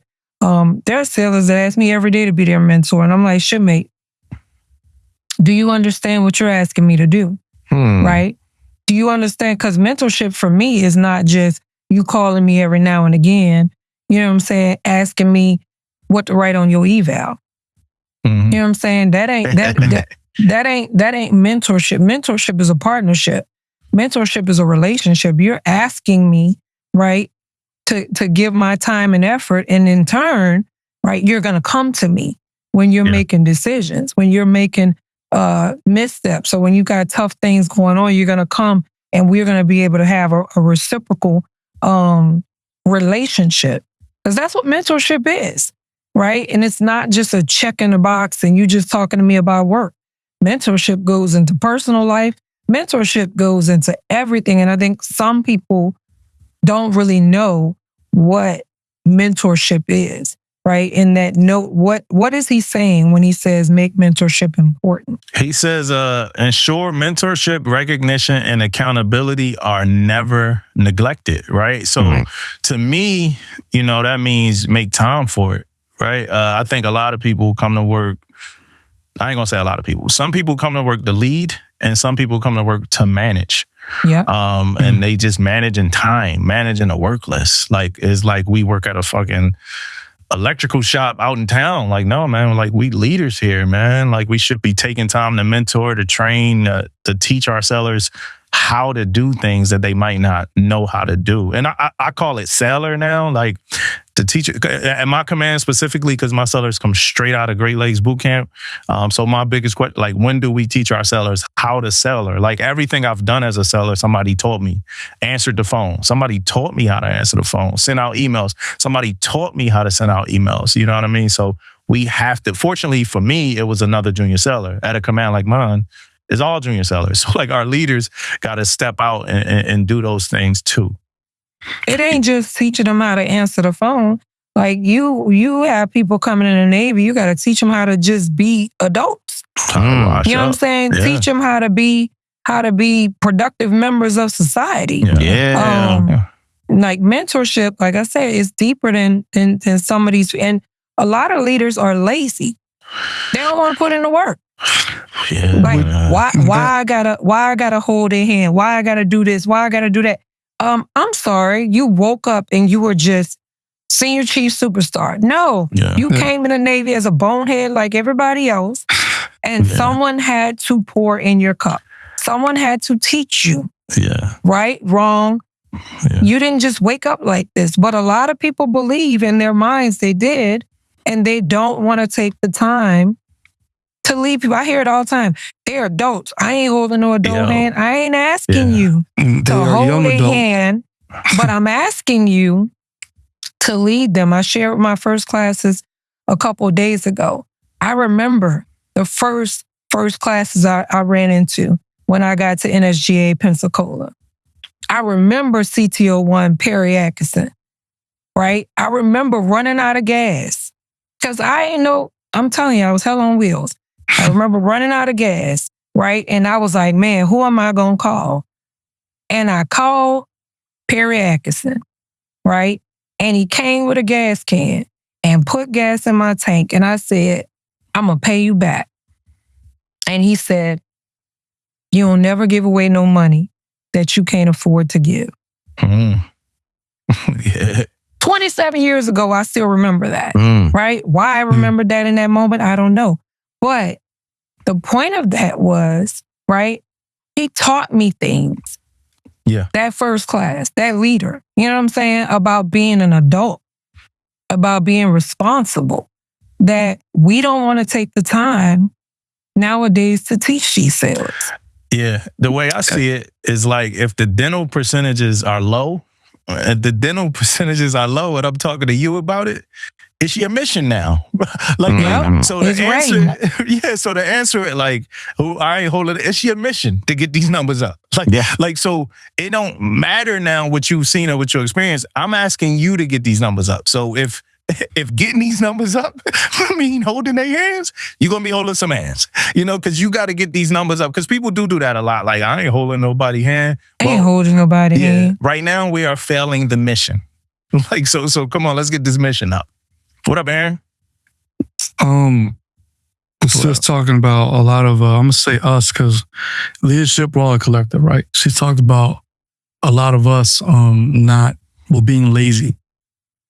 And to the CNOte talking about mentorship, you got to give them a reason to want to talk to you. Yep. So, the chevrons, anchors, the stars, the command badge, it is the visual identifier that you've been through the ranks, you've been through it. But if you don't tell them the person and the experience of those, 20 years, 18 years or whatever, okay, you're a master chief. Who are you to talk to me about something? When I have NDOC and, I got an influx of young people, I give them my bio. So I say, hey, I'm Command Master Chief Aaron Paul. I've been in 25 years, came in DES. I've been East Coast, West Coast, Oconus. Have 3 children, age is this age. And then I say I was successfully married for X amount of years. People are like, why you do that? So I want to say everything. Yeah. That way I can tell them, hey, you know what? On my second deployment as a new dad and a newlywed, I did not make sure the power of attorney or my wife had access to this account. So when I'm talking to you, I'm leveraging the experience. Hey, how old are you? You joined a little later. Hey, your son is 15, your daughter 13. Hey, you got some long hours. Yeah. Make sure when you're home, you're fully home. Speaking from experience, I'd say, hey, there are times I felt I was a better chief than I was a dad. And I had to flip that. Right? So with the mentorship piece, make sure you have the real conversations and share your experience. I'm not saying to give you a whole life story, but give them the reason to quote unquote, like want to subscribe to your brand. I wrote about something I call the currencies of leadership. And it's your credibility, relationships, and your presence. So if you want to talk cash money, you got to have some currency to make a, withdrawal to talk to them. You know what I'm saying? So like, oh yeah, I've been CMC. Like, well, okay, great. I know nothing about you to make you think I should want to seek you out to hear your experience. So just in relationships and give them some buy-in besides your rank and your title. Yeah. The next one, right, is drive. We might not get through all these, y'all. Hey, we had to roll through it. I got great for live packages. We spent the cool 15 on the first joint, man. Hey, the next one is drive professional mastery. I'm going to shut up about this because I'm conflicted about it, right? I'm going to talk about it in a second, but I don't want to add no express notes on it because I'm conflicted. Y'all got this pulled up? Is it anything y'all want to pull out of this? I don't want to pull it up. I think people should make their smartphone smart and go look at it. That's what I think. Facts. All right, so this where I get this. What I'm gonna say then. Aaron made an excuse for not having shit pulled up. Every show, these two put me in a pinch, man. It becomes my neck, bro. Every single time. I got my laptop. It's pulled up. I Go thought ahead. about it for a second. Like, hold on, man. What the fuck is man talking about? Hey, people need to. Hey, you got this shit pulled up. But so this why. This the only thing I gotta say about it. Man, a lot of people made Chief fast, man. These last 20 years. And these last 20 years or something. And the way ships work and the way ship schedules work and stuff like that, learning your rate, I'm just being honest here, learning your rate for some of these people got past them. They making rank, they ain't get enough time to master that rate, right? And I'm not making an excuse for them, but I want to say that people still need time, even as leaders, to dig in and continue to learn a rate. So I think what he's saying is valuable and it's needed, but I don't know if right now, I would say every single chief was a master of their rate. And if they're not a master of their rate, then they need time to become one. But I could be wrong, but that's my thoughts on that. I think we got some more prodigies now. Yeah, time to become one. I think that no matter what it is that is asked of you, whether you're a chief, senior chief, master chief, ETIT, whatever, right? You should be invested, right? Whether you made chief in 5 years or 15 years, I feel like you should be invested in whatever that is. And so if your CEO is telling you, hey, we got to, get the ship underway, and you're a brand new BMC and you ain't never got this particular ship underway before, and you're about to get underway, then for me, right, if I were in that situation and I'm about to do something I ain't never done before, or I don't have any experience at that, and I'm going to be the leader, what if you get everybody under you and they don't know what's going on? Who going to teach them? Yeah. You know what I'm saying? And you the chief. And I remind mine every day, hey, you don't want to walk around with the shiny anchor. You know what I'm saying? Yeah. You want to be the chief until it's time to do what chiefs do. And so if you know that you don't know, then you need to be setting yourself up to obtain that knowledge. So I agree with the CNO to drive people to be, to master their profession. And that don't necessarily mean that you have to know every single thing out of the gate. But you have to know what you don't know, and you have to seek out that information. And so how do I drive a junior sailor to master their profession if I'm not even trying to master mine? And I'm walking around here. That's why I didn't put in command until I mastered my rate. You know what I'm saying? Like, you want to be the leader until it's time to do what leaders do. And leaders got to know the answer. Yeah. And if you don't know it, you got to know where to go get it from. Right? Because they still gonna want that answer, whether you know it, right? Whether you've experienced it or not. So you got to know where to go find that answer from. Yeah. So I don't disagree with that concept. I think that's it's a concept. The right approach. Yeah. I think it's a concept, not a decoration too. Yeah. He said the anchor is not a decoration.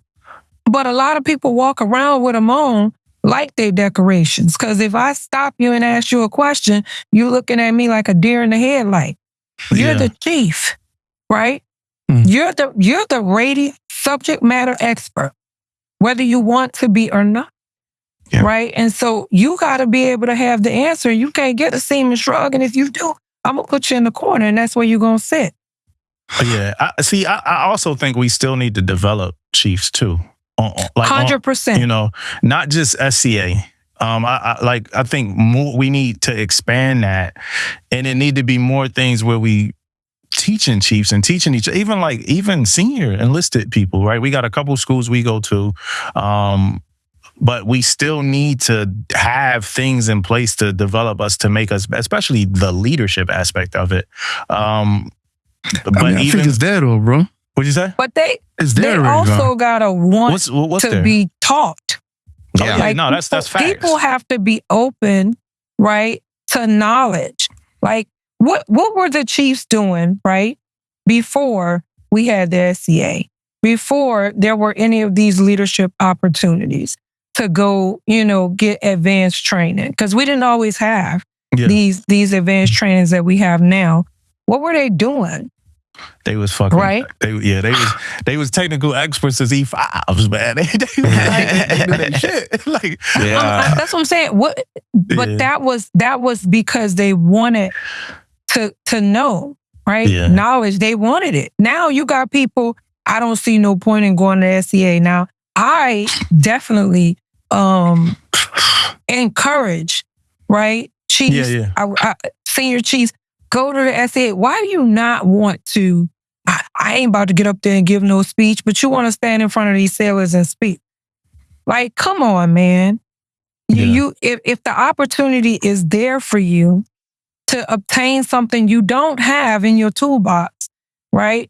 I just finished E5 evals. I had to sit some people down. I'm like, okay, come alongside. Yeah. Let's construct a bullet. How do we do that? Right? Yeah. ARI, action, result, impact. Yeah. Let's go ahead and figure out how to just construct what people don't believe that they still need. Yeah. I mean, and that's also what they need. They need that. Yeah. And what does that take? That shit takes time, right? That 4-letter word. It takes time. It takes time to become a master. It takes time to learn. Even when you would talk about getting underway and like when you were just talking about getting underway and the chief not knowing how to get underway, they got to put in pain, putting in pain mean time, like taking time outside of the normal day of, like, you might go home and had to study some shit. You might have to stay at work longer because you don't know what's going on. Because sometimes a regular ship schedule, if you a brand new chief and you don't know what the fuck you doing, I'm a brand new EMC and I don't know carriers and I got to learn it. Sometimes your ship schedule is not going to get you learning your rate. Like, you got to take time somewhere else. And that's kind of what I mean by they need time. Like, you got to find time to go learn your rate and learn your shit. Because the daily grind, you going to 6 meetings a day, you just boom, boom, boom. You leading your sellers, you up seller stuff. Because you're doing everything else a chief would do, but you still need to become a technical master. That takes time, What up, Damon? Yeah, it does take time, man, but that's the expectation, though, right? Yeah, that's the expectation. And like Sis said, man, with that expectation, you got to put that work in, right? You have to get knowledgeable on this. You got to be knowledgeable on that. You have to want it. Like she said, but then there are others, there are leaders that have to want to give it to you too. Because sometimes I find that, you have master chiefs and senior chiefs, again, right? The holier than thou people that can't pour in nobody's cup, can't bring that new chief alongside and show them what right looks like. They expect them to just know. No, you didn't just know. Somebody showed you. Yeah. So pull them alongside, right? You don't have to read the manual to them, but dang, tell them where to go look. Hey, go get this pub and start reading chapter 6. Or, you know what I'm saying? Because I know where it's at. Yeah. I can point you in the right direction. A lot of people, they want to make people feel like idiots for not knowing. Yeah. And I think that's what I mean by I'm conflicted, because as it's a great concept and it's a great thing that I'm not conflicted with nothing CNO got to say, right? I can't even say that on this podcast if I was, but as it's a great concept and it's a great thing in theory, it's only a concept in theory if it's not supported, right? And that's if it's not supported by... Could you say it again? What you say? Could you say just circle back to the point that you had said, the quote, the leadership? What, that is only a concept in theory if it's not supported? Yeah, and I said that the things, you said we need more and some of the things aren't there, and I say that they are there and they've been there. Oh, the school? You talk about we need more training on how to be leaders? Yeah, I don't think so. What's there? What do you think is there? So in recent years established, so you had the SCA. Then we have a CPO LDC, right? We've had the Get Better series that we're supposed to be doing to varying effects of every command. I don't want to take no shots at that team over there because I love LDC. No. I'm talking about on the command level. I'm not talking about what's put out there, the framework. No. I'm talking on the command level. Ain't LDC the same course from every rank? There's different tailors to it. No, they tailor each one of couple. So the foundation, right, is the foundation. Yeah. And then every level there's a building block that's put on top of that foundation. FDL. The building blocks ain't that different. Yeah, they're but different. They're different enough. Faces change though. Yeah, I'm certified to teach all of them. So, I'm certified too. They're different enough. Yeah. I'm gonna go back into I always say it, and I think season. I'm a big proponent of season when it's legit. I think a lot of conversations in teaching the Chiefs, like Kyle just said, now I'm gonna cook with this one, right? I just said about the evals. Yeah. It's like, hey, come here, let me show you this, right?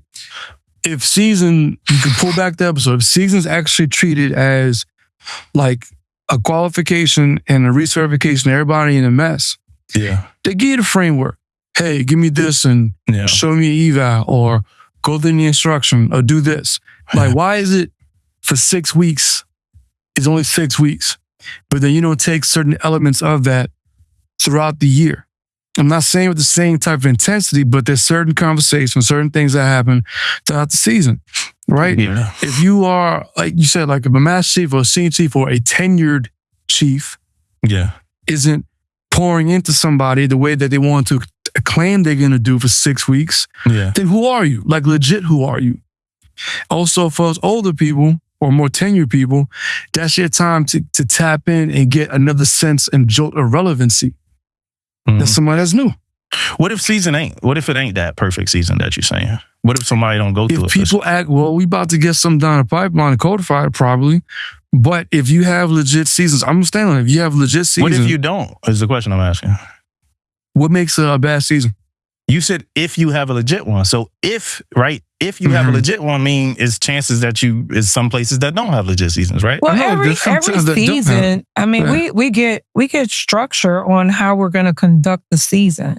But I think that the value added to the season or the value taken away from the season, it encompasses the chiefs that are leading it. You know what I'm saying?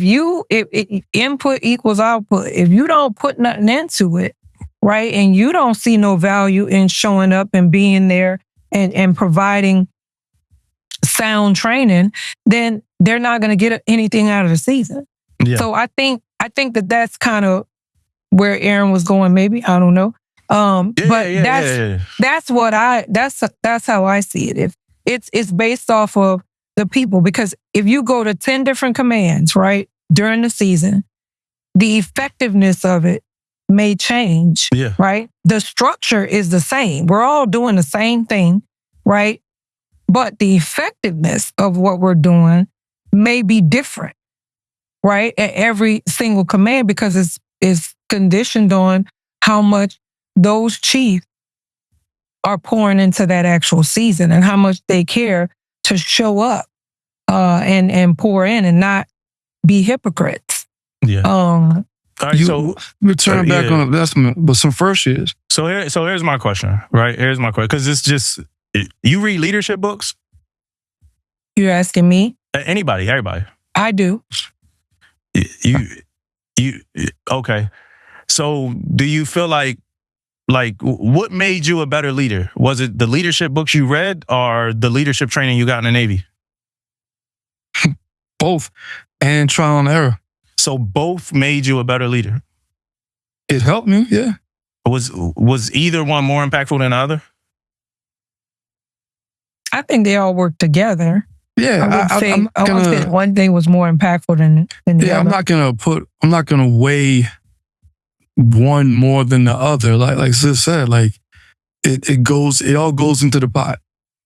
We're gonna agree to disagree. Some people, right? Some leaders are developed, and then there's these people that are natural leaders, right? Yeah. You can look at, every single one of your children, and you can realize from little bitties, you know what I'm saying, who's gonna stand out and who is not, right, when it comes to leading the room. Like I could tell when my babies were little, kind of where they were gonna go when it came to leadership. Because some people, I mean, let's be honest, some of them can't lead somebody out of a wet paper bag. And different people, right, get different results when it comes to motivating people. And leadership, you can read every book in the doggone world, and that's just words.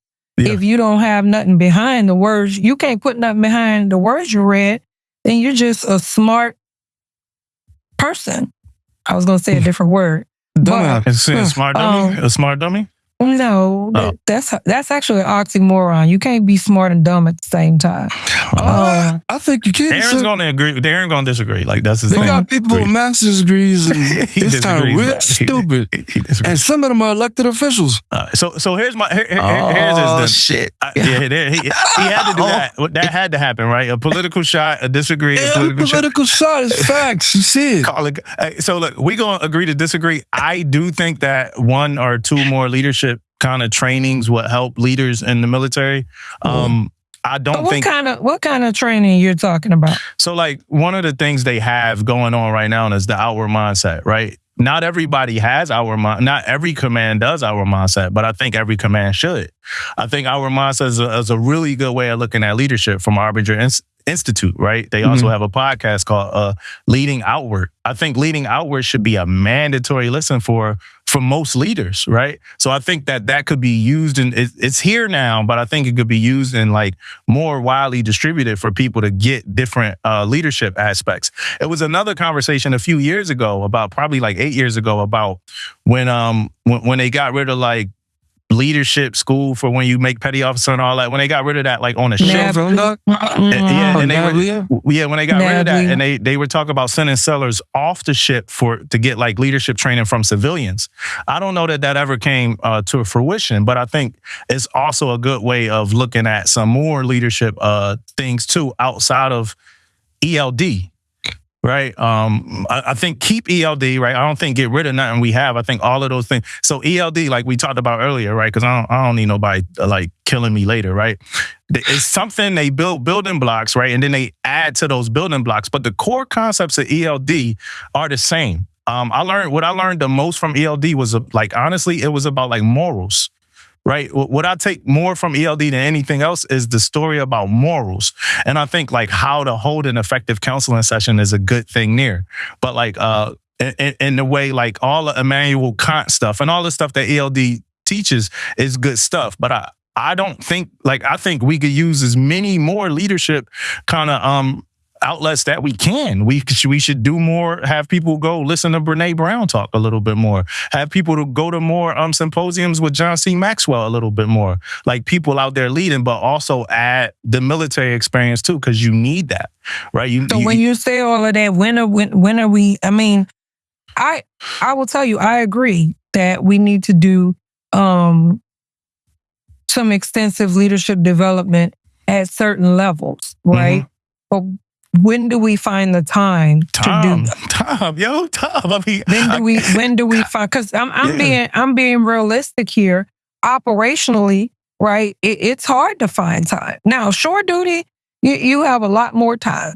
Yeah. But when you're on an operational platform, right? And I'm running FLDC right now for a whole month, trying to get 82 people through FLDC, right? Finding that time to do those extra leadership courses and to send sailors away from the ship to go get them. Yeah. Time, right? And that was the first point I made. It was time. We need time. That was the first point I made when I first started talking about mastery. It was about time. I'm just trying to figure out where you're going to get it from. I'm trying to figure it out too. That's why I said I was conflicted. We always say, Casey, you trying to do it operationally. I know, try to do it operationally. You try to do it in the mess decks, you got the classroom.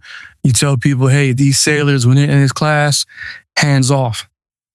Right? But then all of a sudden, he or she that's in that class is the person to fix this gear by name request. They coming up out that class. Not even by name request. They the person that know how to fix the gear. Period. They got the NEC, right? Yeah. No by name request. Right? Then they do something crazy, right? Going back to Damo, we talking about the ethics and all this. Like, why would you do this? Right? Well, I saw a quote was like, educating people without educated ethics is like training a menace to society. Like, you could be so good at your job, but you got no morals. You're a liability. I don't. If I could put a fix on this, I don't like how we have all these people who recently retired, all these great leaders, great people with experience, and then they retire. And then just all that wealth of experience and leadership knowledge is just gone. Now, they might have done their 20 plus years or whatever years, and you know what? I've done everything. I put the pack down. It's time for others. But a bunch of me tell me you couldn't have some of these folks come out and be part of those training teams. Some of them do. ELVs. Yeah, some of them do. If they still have the energy and want to do it. Yeah, some of them do. Like some retired fleets, they come up with like different coaching teams and they reach out to, you got to get like agreements with certain, entities and stuff like that. But some of them are doing that. And I think we are entering a stage of more of that. Like I'm seeing more retired CMCs and fleets. Like I'm talking like regular Joe Schmo who just a respectable. Because it don't just have to be a CMC. It can be, there are some really competent people that don't ever reach that pinnacle, but they have that resident knowledge to train people. But I'm not seeing them do it though. I'm seeing retired fleet master chiefs and retired CMCs come up with like coaching businesses. I'm not seeing a lot of other people do it. I'm seeing people go into real estate and stuff like that. So I'm seeing some of them because you was talking about retired people coming back and circling back and imparting knowledge on active duty. What I'm seeing is some of them coming up with teaching and coaching and stuff like that. But I'm not seeing a lot of like the good for, like I'm not trying to be inclusive in this conversation because I'm talking about what I'm seeing. I'm not seeing no first classes and really great second classes doing it, but I have been seeing some CMCs and some retired officers coming up with like coaching joints and stuff like that. Now they might hire some other sellers that got out that's vets and they might add them to their coaching staff. So I think we are entering a generation of people that's going to be trying to, but is it hard to get into like the Navy system with your business? I don't know. But I'm assuming it is hard to get into the Navy system with your business. And I think there's value added to people that, have already walked those P-ways to come back and be able to pour into cups and leadership being willing to accept that knowledge. That's the other piece of it. Being willing to glean from that wisdom. But I think that there is value added to that for sure. All right, I got a question because I realize if we go through CNOte 5, y'all, we spend a cool 43 on the first two. Itself, huh? Hey, listen, I ain't like this is good. This is really good conversation. My question is this: what's happening on the 4 right now? Yeah, man. Or can we talk about what's happening on the fort?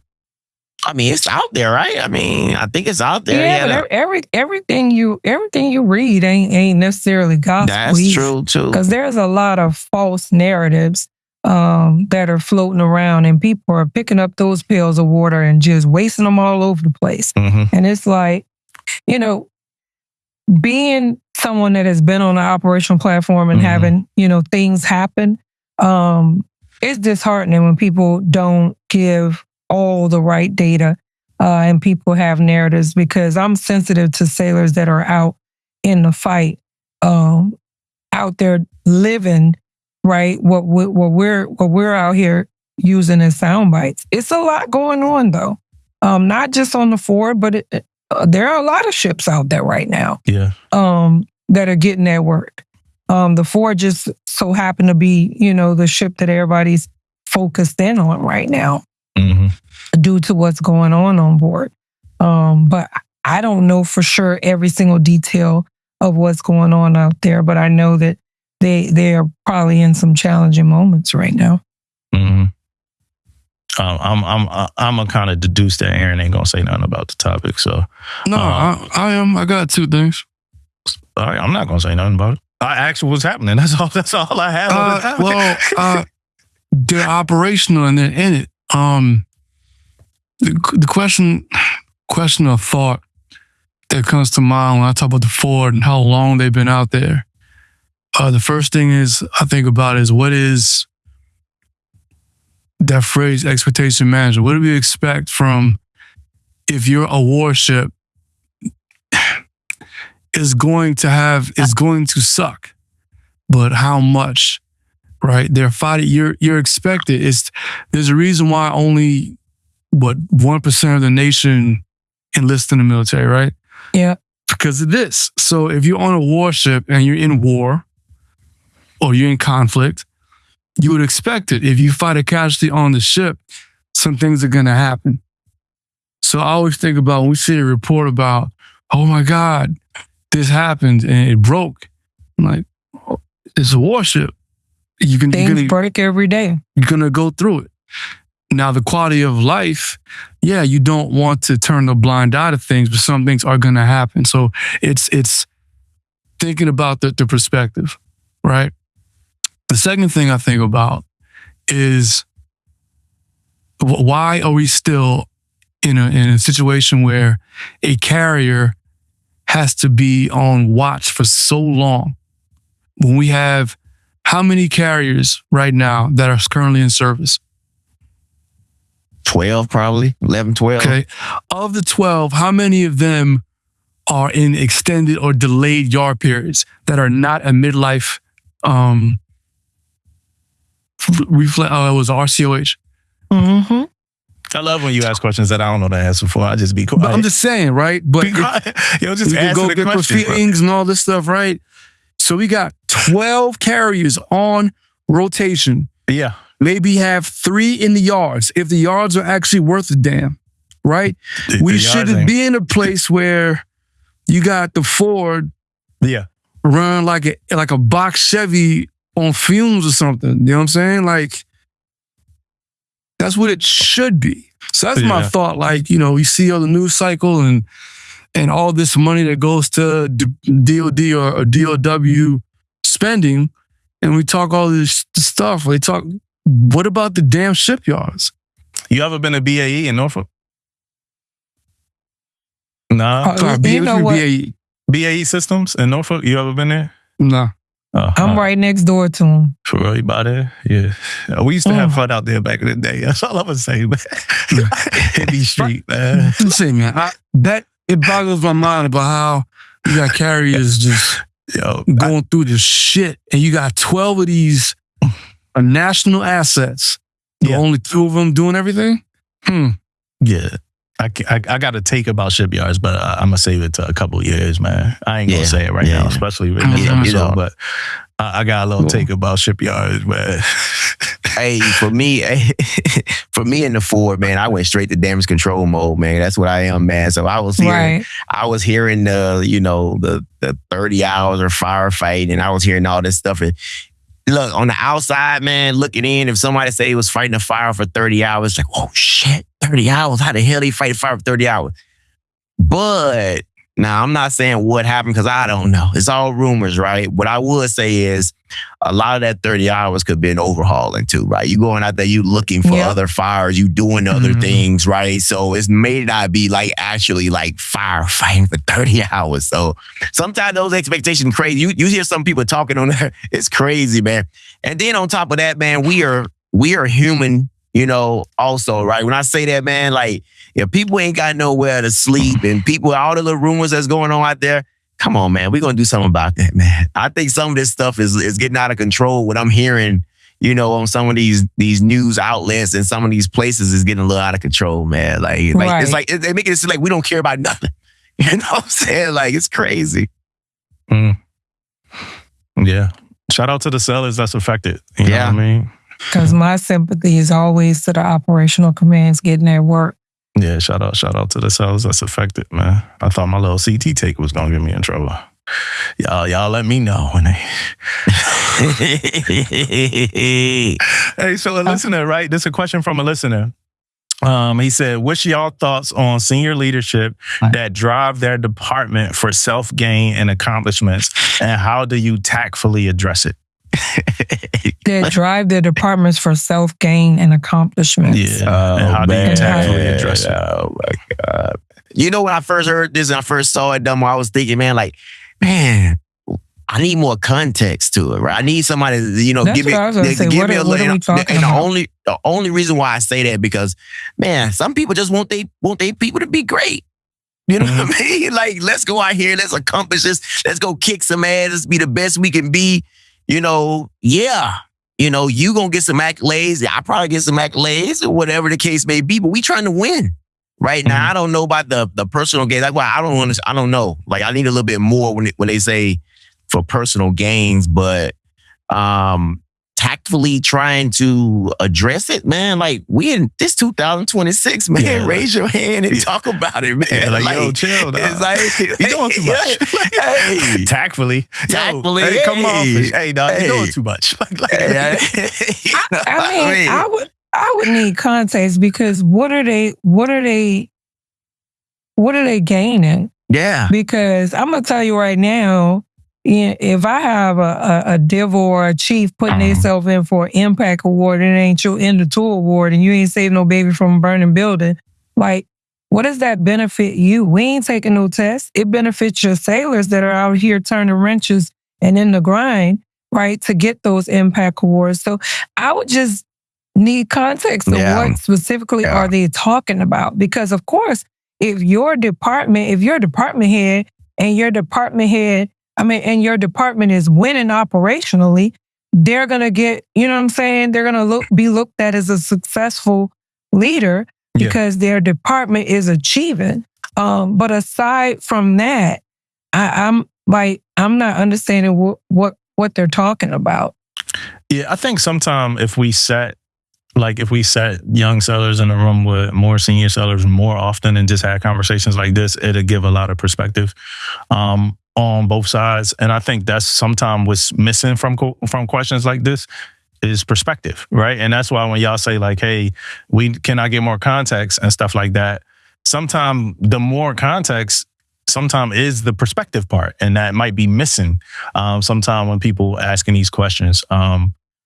Because whenever we dig deep, you start to get, like, I had a seller hit me up, man. She's like, I got to talk to you about something. And, it was because of the podcast. And the more we dug, a lot of work that could have got done was honestly on her, and she started getting more perspective. And she's like, well, what would you do? How would you do?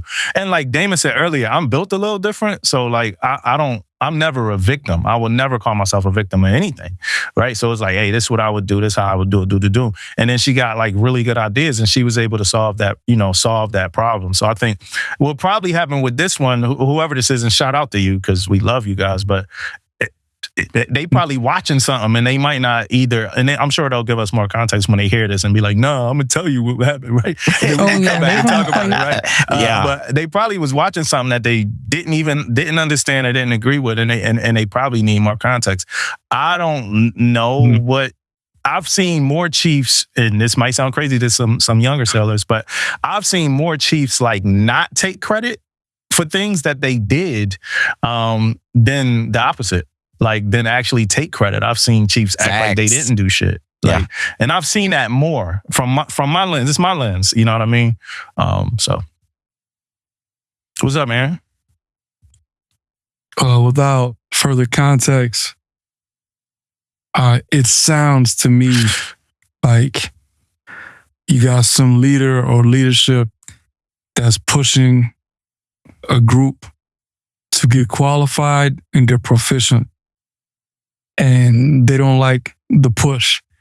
And they think the push maybe is dubious, where it's like, you just trying to look good versus, nah, I want you all to be qualified and proficient so we could deepen the bench, open this watch bill up, duty sections, whatever. I don't like the way you pushing me right now. You just trying to look good. No, we're trying to make sure that you're qualified so we could do the things I just said. Without further context, that's how I'm going to take it as right now. Yeah. And that's probably more often than not, that's what it is. People only see, right, from their small lens. Yeah. Perspective. You got me, I'm Dink, and so you give me EMI. So you can get qualified so that your shipmate is not standing double watches every single duty day because you're not qualified. If you're qualified, it opens it up, right? So that everybody got one watch instead of 2 or 3 watches per duty day. And, I've had sailors check out and tell me, why did I have to get that done? And then I tell them and they go, I look stupid, don't I, CMC? No, you don't look stupid. You look uninformed. And so I just informed you, right? And now, does that information change how you are viewing that? Yes, it does. That's all. Sometimes we got to give people a little bit more information so they understand. Like Simon Sinek said, get to the why. Why are we doing this? Right? And if you get to the why, oftentimes it diffuses all that negative nonsense. Yes. Here's your poem, PQS. Why are you driving this? Listen, we are in the springtime. Get you guys qualled up. By the time the holidays come, we could expand these duty sections a little bit and we could get some leeway. That way, when the first palm period happens, you ain't getting smashed up waiting on your turn to go on leave. Or you're underway. I hate port starboard. Why aren't we 3 section? Go to training on your off time. All right, you go on the training. Yeah, and not speaking of what the seller was saying, but sometimes people look good. You know what I mean? Like, sometimes people look good. Sometimes a good, you kind of hit on it a little bit earlier, but like when you was talking about your kids, like, who's who in the zoo from a young age. Sometimes a good E3 becomes a good E5, who becomes a good E6, who becomes a good chief, who becomes a good senior chief. And you can't stop. Sometimes you can't stop the person from looking good. You know what I mean? Like, who becomes a good CMC. You know what I mean? You can't, like, sometimes that's just the way life works in nature. Like, some people don't try to do that shit. You know what I mean? Like, they just look good at what they do. You know what I mean? Like, just what it is. You can't suppress it. I remember having a sailor, E6. He was like, man, I be sitting there, at the time I was a senior chief. I be sitting there sometimes senior and I want to say something, but every time I say something, everybody be looking at me like, you just out here trying to outshine. Shit, mate, don't shrink to make other people feel big. If you got something to say it. If you bring value to this conversation, open your mouth. Yeah. That's on them. Yes. Yeah. If they don't want to educate themselves and be able to be a part of the conversation, don't shrink yourself to make them feel bigger. Yeah, I felt like that as a junior seller before. I felt like that. It was like a 5-year stretch where I had to tell myself that was like my New Year's resolution every year. Like, yo, don't dim your light. Don't dim your light. Navy will make you, in some places, right? The Navy will make you feel like sometimes your crew, your shipmates make you feel like that. I had to tell one of my sellers, man, you could be cool and not get in trouble. Like you don't gotta fall with the crowd that's like the in crowd and get yourself in trouble. You can still hang with them and like do good shit. Like, it's a quote from Aquila and the Bee, and I forgot the shit, but it's super powerful. What up, man? No, I quote you for that all the time. You said that maybe 3 years ago, and talking about not dimming your light. I tell people all the time, do not dim your light. The world will do enough to try to mute you or to make you feel small. You don't need to do it to yourself. If you are where you're at, you're not there by accident. Yeah, I tell people all the time, babe, I'm not cutting myself up into bite-sized pieces so you can digest me. You will choke. Because you gonna get me full. I ain't no dog on hot dog. I'm a steak. Let's if you go, can't eat steak, I don't know what to tell you. Yes. All right, so you opened up. You've opened the door for this now, Kedia. So I got another quote from you, right? It says, "Please remember, I am not the bigger person. When you go low, you dip, I dip, we dip. Period." Okay. and I meant that. I meant that. I'm about to fly you up for a DRB. We're going to have some fun calibrating for people. Put me in the game, coach. That's what I'm talking about. I got another quote from you. I'm going to have a little fun with a couple of these quotes from you. I know you had to know that we did some digging, right? You had to know we did some digging, right? That's why it's public. I ain't hiding from the FBI. I done told you that. You said I pride myself on smelling like a lady, right? I mean, and this one hit me. Right? And yeah, it's PTSF, but this hit me a lot. You said, I pride myself on smelling like a lady. I'm a firm believer that a woman should smell and look beautiful. How you show up matters, ladies. And I was feeling that because I'm kind of in my season of, what's so funny, man? I'm trying to figure out what's so funny. Say the quote again. I know he done pulled that quote out. Go ahead. Say the quote. I want you to read it again. I pride myself on smelling like a lady. There's an exclamation mark after that. She probably you smell musty as hell. What's up with you? That's probably what she was. Oh, you think about no? Well, where I connected with it was because I'm in my season of like really being intentional about how I smell. You know what I mean? And I'm sorry, man. I just because no, it's her 504. It's just even the ones, man. I just hear you smell dangy. What's up with you? I'm just seeing a scenario play out of my head of her just like, all right, well, talk to us, Kedia. Talk to us about it, man. But Dom, I want you too. Like the way you smell, the appearance, you look good, you feel good, you perform well. Yes, but sorry, Kedia. Yeah, what was the question? Ain't no question. Just could you elaborate on that quote as far as I'm a lady and yeah. So I was raised by ladies. Period. My grandmother said, when you walk in a room, people should know you are there, and not because of what you're wearing, flashy. A woman smells like a lady. Like 27 years, anybody knows me, you ask them, I always smell good. Always. Like, I take pride in things like that. How I show up, how my uniform looks, right? That's just me. There are people that don't care, right? And they just show up how they show up. I don't show up. Smell like hot dog water and stuff, right? Look, hot dog water and old cabbage, but that's them. That's not me. I teach my daughters the same thing. Smell like a lady. But what Tripp Williams said, come in here and smell like 10 pounds of bounce that ass. That's crazy. You know what I'm saying? Stupid. Ain't nobody said that. Yeah, we talk about now, one of my worst moments this year, right, was Raymond Kemp. He came to visit, and we vibed out.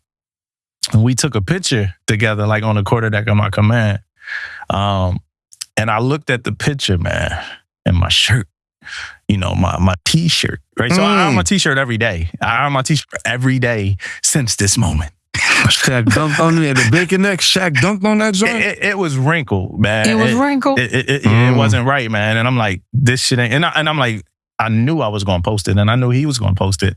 And my shit was wrinkled, man. I'm sitting there with like one of my mentors, Big Bro or whatever, and looking like that at my command. And now every morning, intentionally, I go in, no matter what, I iron my T-shirt. That's like the first thing I do. I was so messed up about that. That's probably one of the worst moments this year. So that's me being transparent.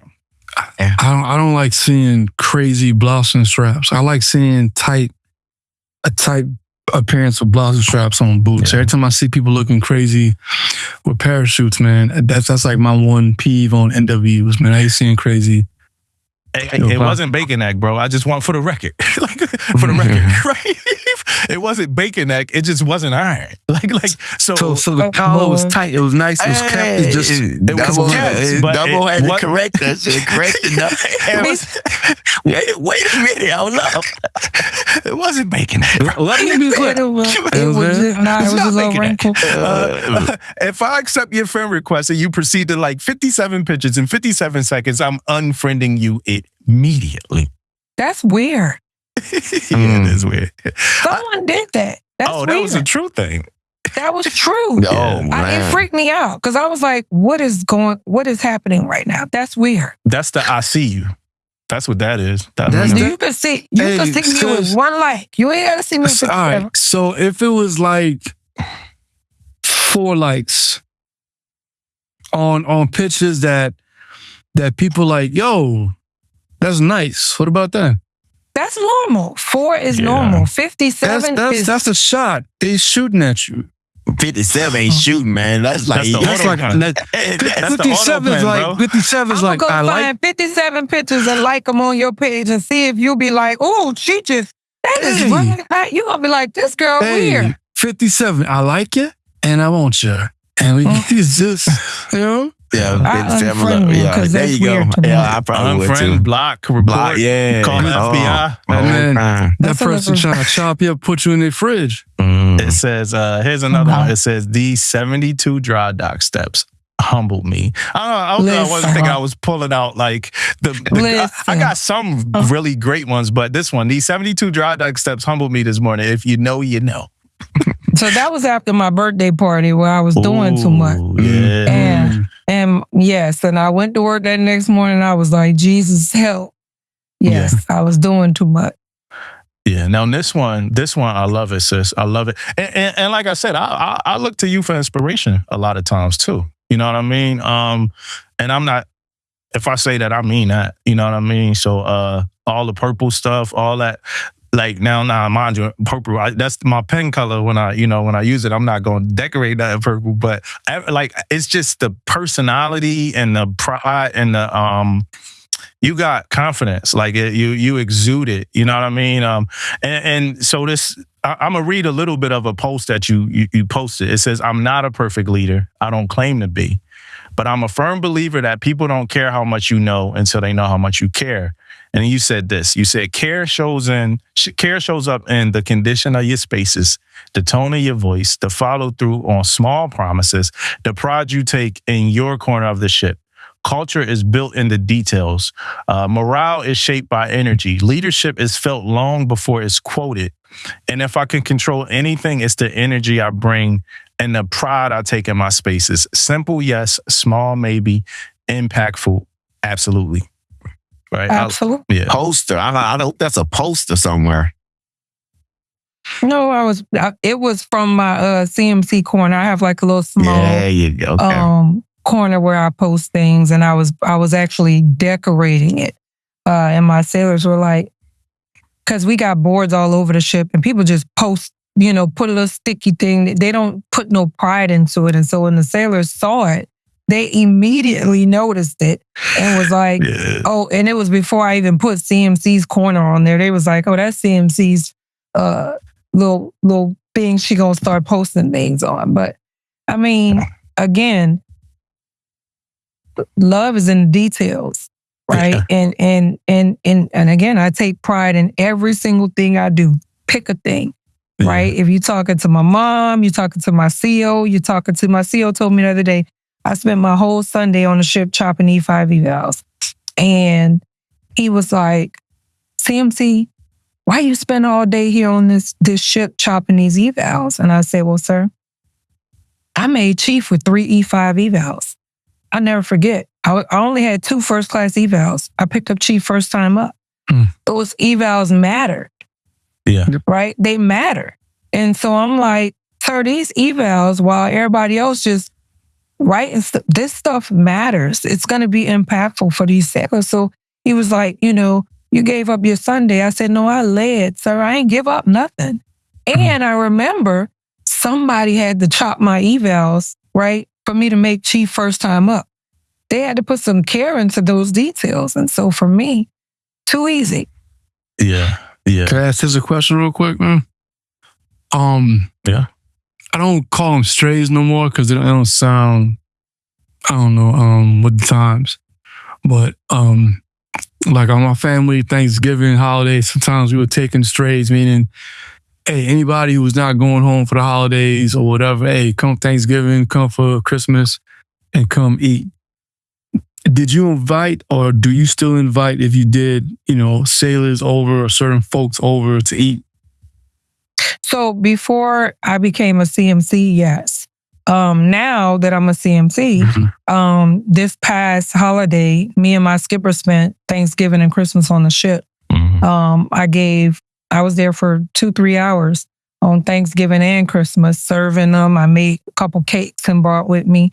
My house ain't big enough for all them people. And now, as you continue to move up, everybody wants, right? And so because I can't have everybody over, I just went to the ship, and spent time with the sailors on the ship and brought them a little piece of love to the ship, and just that's what I did, and that's what I would do. But if I had a sailor that checked on board the ship the day before Christmas and nobody was going to be on the ship, I would absolutely bring that sailor to my house. So you can throw down. Oh yeah, I cook. I don't play. How do you make your mac and cheese? Oh my goodness. Here we go. I learned how to make a mac and cheese multiple ways. So it just depends on what's in my cabinet, in my fridge, determines how I'm going to make mac and cheese. You're not one of those psychos that put sugar and grits, are you? First of all, sis, don't do it. Please, and I'm not a psycho. Yes, I put sugar in my grits. You said yes. Last time I checked, they mine. I swear if I wanted them. Fact. Right. Them my grits. You ain't got to eat. Just get some farina and be done with it. Like, what are we doing? Actually, I haven't had farina in a long time. But I put sugar in my grits. My man with the Waffle House ordered grits. They put pepper and sugar in them shits, and he gonna say that sugar. Yeah, Waffle House grits be a little sweet. I like it. Hey, I did it. I was like, here we go. I showed Damo, hey, look, I tried it. Yeah. I never told you nothing about it. I never told you nothing about it, bro.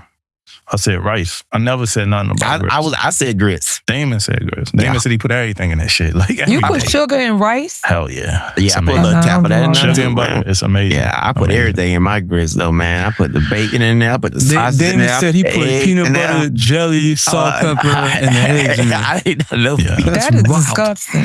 Yeah. Hey, Kay, I got a question for you, like a leadership question. What's a risk that you took that you were nervous about, but it wound up working out for you? A risk that I took as a leader that I was nervous about, but it wound up working out. I had a sailor that had gotten in trouble multiple times, and everybody was ready to write that sailor off. And I wasn't sure the risk I was taking was going to work out. I was not sure. But I asked everyone to take one more stab at it and not separate that sailor from the Navy. And I was nervous because I was like, man, I don't know. This joker have been in trouble quite a few times. Yeah. And that sailor retired as a chief. It worked out. But I wasn't sure. And the reason I took that risk was not necessarily because I was confident in the sailor, but because I was confident in myself, that I could make a difference in that sailor. And so I took that risk and it worked out. Yeah, bet on your leadership, right? Bet on your leadership. Look, I put it. I share it all the time. I'm betting on me. Yeah. Bet on your leadership. If we say we're going to be, if we say we're going to do something, we say we're going to be successful. All right, we gave ourselves a task. Now hold yourself to that. I just got finished talking to my people about that. Like, hey, if we going to do it, then fucking do it. You know, it don't always work out. Sometimes you bet on you and you better have a little bit money saved because you lose. Yeah. You know what I'm saying? Yeah. We got to sometime. We have to. You don't lose. You learn. Right. There you go. You don't lose because I don't lose. I learn. Yeah. And then I won't learn that lesson again. What was your first command at CMC? Say again? What's your first command at CMC? This is my first CMC tour. Okay. Yeah. So everybody think I've been a CMC forever. This is my first CMC tour on the Oak Hill. Oak Hill. Yeah. How much longer you think you're gonna do this for? You know, my kids ask me every day. I don't know, because I'm enjoying the ride. I'm enjoying it. It's not when I get up right in the morning and I hate going. It's gonna be time for me to go. I wouldn't even say hate because by then that's too far gone. When I get up and it's a struggle, then I know it's time for me to start transitioning and going home. But for now, I'm enjoying the ride. I love being in the position that I'm in. I love watching the impact that my leadership has on the bigger picture. Because it's, you know, everybody says, oh, it's so lonely at the top. It is at times. Yeah. But the joy that comes from watching my decisions that I make as a leader have positive impact on my command. And sometimes, you know, even first couple months as a CMC, I was like, man, everything. I was like, is this going to be the right decision? Is this going to be the right decision? And then, you know, finding my own confidence in myself and the decisions I'm making and, you know, calling people and they're going, yeah, that was spot on. I'm like, oh, okay. All right. You got this. But yeah, my kids ask me all the time. And even after, you know, I decide to go home, I'm probably going to always lead in some aspect because I love it. I love pouring into people and making them better as a result of me being able to help them. Yeah, I think this more than any job for me recently in the last, role for me recently in the last like 10 years, the lessons learned after the tour, like really helped on the next tour. Like just all the things I took from, would you agree with that, Aaron? Same for you? Yeah. Some lessons that just in hindsight, like, okay, you know what? We made the right decision, or you get a deeper level of understanding and appreciation for what transpired during the tour. Yeah, looking back at it. Yeah, my early questions on my confidence and all that. You know, coming into the next tour is like, hey, come in, know your impact immediately. What up, Aaron? I was gonna add on to that. If you says like my first two tours, well, I got one tour and one that I didn't get full credit for, but throughout the first tour, I had a lot of like second guessing myself, doubting I was doing some things, but it wasn't until right before I transferred that the validation came, where you had the person come by your office and say, hey, I appreciate how you did this, or during final night, during season. You know, I wasn't scared, but I was like, oh man, I'm kind of nervous. But then we saw the triad and officers and everybody doing things. Hey, you know what? The culture that we did, the outside influence, and it's a validation. The imposter syndrome, the voice was quieted towards the end as you saw certain things you planted in month 1, month 2 come to fruition before you transferred. So stick with it, but yeah. I mean, and then needless to say, this also the role now that kind of doesn't change. So like before this role, I would go somewhere and as an EM, but I might not be doing the same job at all, right? So so some of those lessons you can't take them with you. Some of them you can, but some of them you can't. So I'd be like, I'm an EM here, but now I'm somewhere and I'm the ADCO. But now it's like the next place I go to, I'm going to be a command master chief, right? So whatever I pick up along the way here, pick up along the way there. One of the things you mentioned a lot, Kedia, is mentors.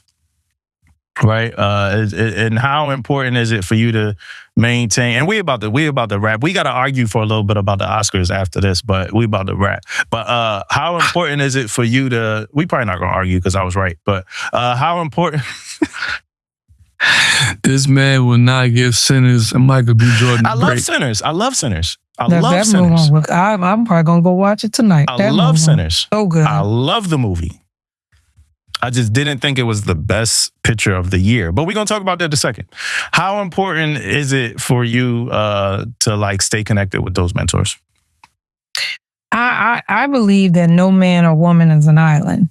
Mm-hmm. And so we all need somebody, right, to sanity check. And I tell my sailors that all the time. I'm no hypocrite.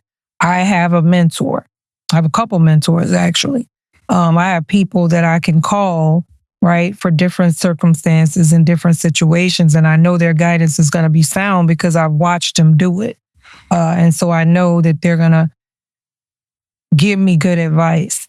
It's important because just like Aaron said, sometimes you second guess yourself. Sometimes, like when I call my mentors oftentimes and I'm asking them questions, my thought process is in line with what they would do. But I need somebody to tell me, hey, validation. I would do that. Yeah. Right?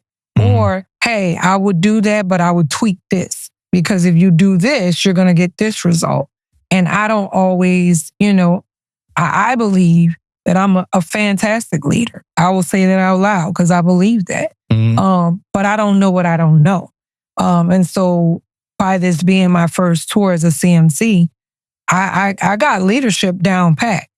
But I may not have the sets and recs as a CMC in every single decision I make, mm-hmm. right? While it's always good, people have done things with good intention and it has been harmful. And so I'm always doing it with the right intention, but I may not have all the right information.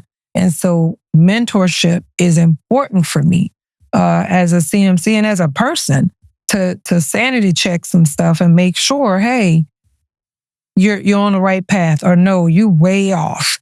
Don't forget this or don't forget that. And so I think I will always have a sounding board, someone I can call to sanity check my thoughts, or not even just sanity check.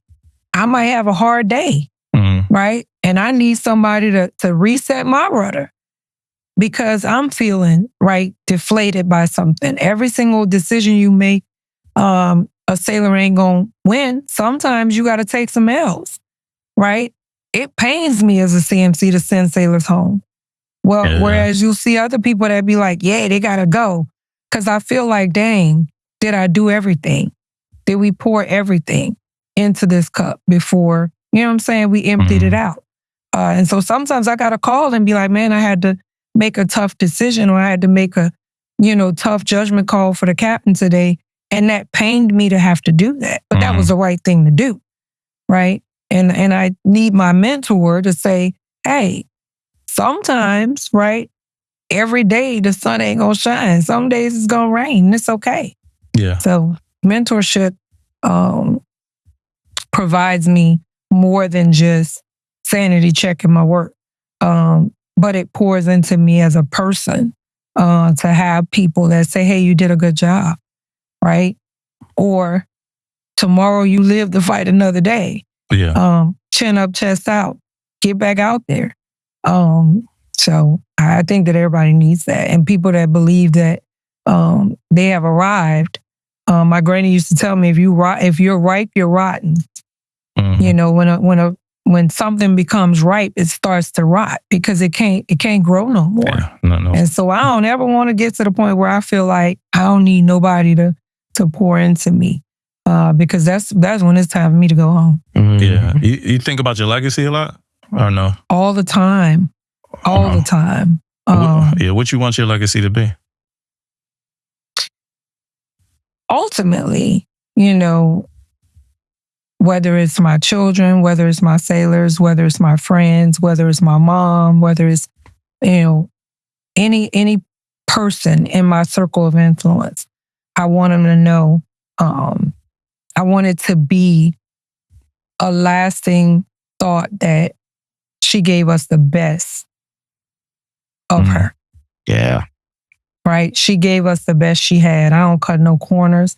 I'm not going to half-ass. You know, I told my skipper, if today I don't feel like coming to work and giving you my best, I'm going to stay home. I'm going to put in leave today because I'm not going to come in, right, and half-ass. Because if I'm off my game, it's a ripple effect, right? And so I want my legacy to always be, she gave me the best of her, right? And don't make no mistake, I keep a little bit for myself. But if I'm going to give you something, I'm not going to half-ass it. And if my name is attached to it, you better believe it's going to be a sound product. That's that. Or don't put my name on it. Scratch me off. Scratch me off that list. If y'all about to give them some bullshit, just go ahead and add one line and initial me. Because I don't want no part of that. That's that talk right there that I love. I got one more question for you. It's we do this thing called Do Better, right? And on it we talk about whether it's something we could do better, or whether it's something, you know, society as a whole could do better, or something that the Navy could do better. And we normally get people on here. We ask them what is their do better, and I want to know from you, what's your do better? What is my do better?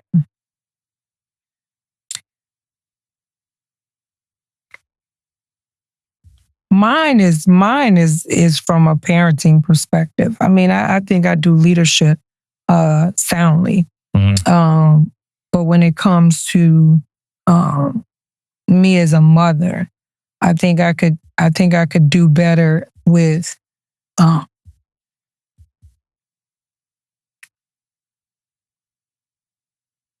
being patient with my kids not arriving to the point of destination at the time I want them to arrive there. They get there. But it's not always at the speed I want them to get there. And so sometimes I have to remind myself that it's a marathon, it ain't a sprint when it comes to them, because I have high levels of expectation for my children. Not for them to be perfect, but for them to achieve, because I work so hard to be that shining example for them. But I've learned over the years to be a little bit more patient. And my oldest always tells me I need to do better with my patience, because they are not me. They are them. And so sometimes I got to slow down because I be wanting them to get there so fast. Right? I want them to just get it. And sometimes it takes a while. And when I hear people say, oh, at 18, my kids got to go. That ain't me. Because sometimes they ain't ready. So I would do better at allowing them to pace themselves. Well, look, this is what I think. I think a good conversation, right, is a conversation that when the listeners hear it, they going to laugh, right? They're going to be mad sometimes. I know they're going to be mad at me a couple times. I know they're going to be, mad at me a couple times. I'm just say me. They're going to want to argue. They're going to want to talk while the podcast is going. And I thank you for joining us from New York on leave with your kids. 2.5 hours hanging out with us. Damon and Aaron both look tired. Aaron is hurt. Hey, these SOI packages are beating my ass, man. I'm trying to get them done. I'm like, why would you put that as leadership? That ain't special qualification. What are we doing? It hurt, man. It's only 7 here, man. I'm good, man. You know what I'm saying? But Kedia, look, love and respect everything you're doing. I love watching you glow, continue to glow. I love your confidence. Like I said already, what I see from you, when I see it, it inspires me to do better.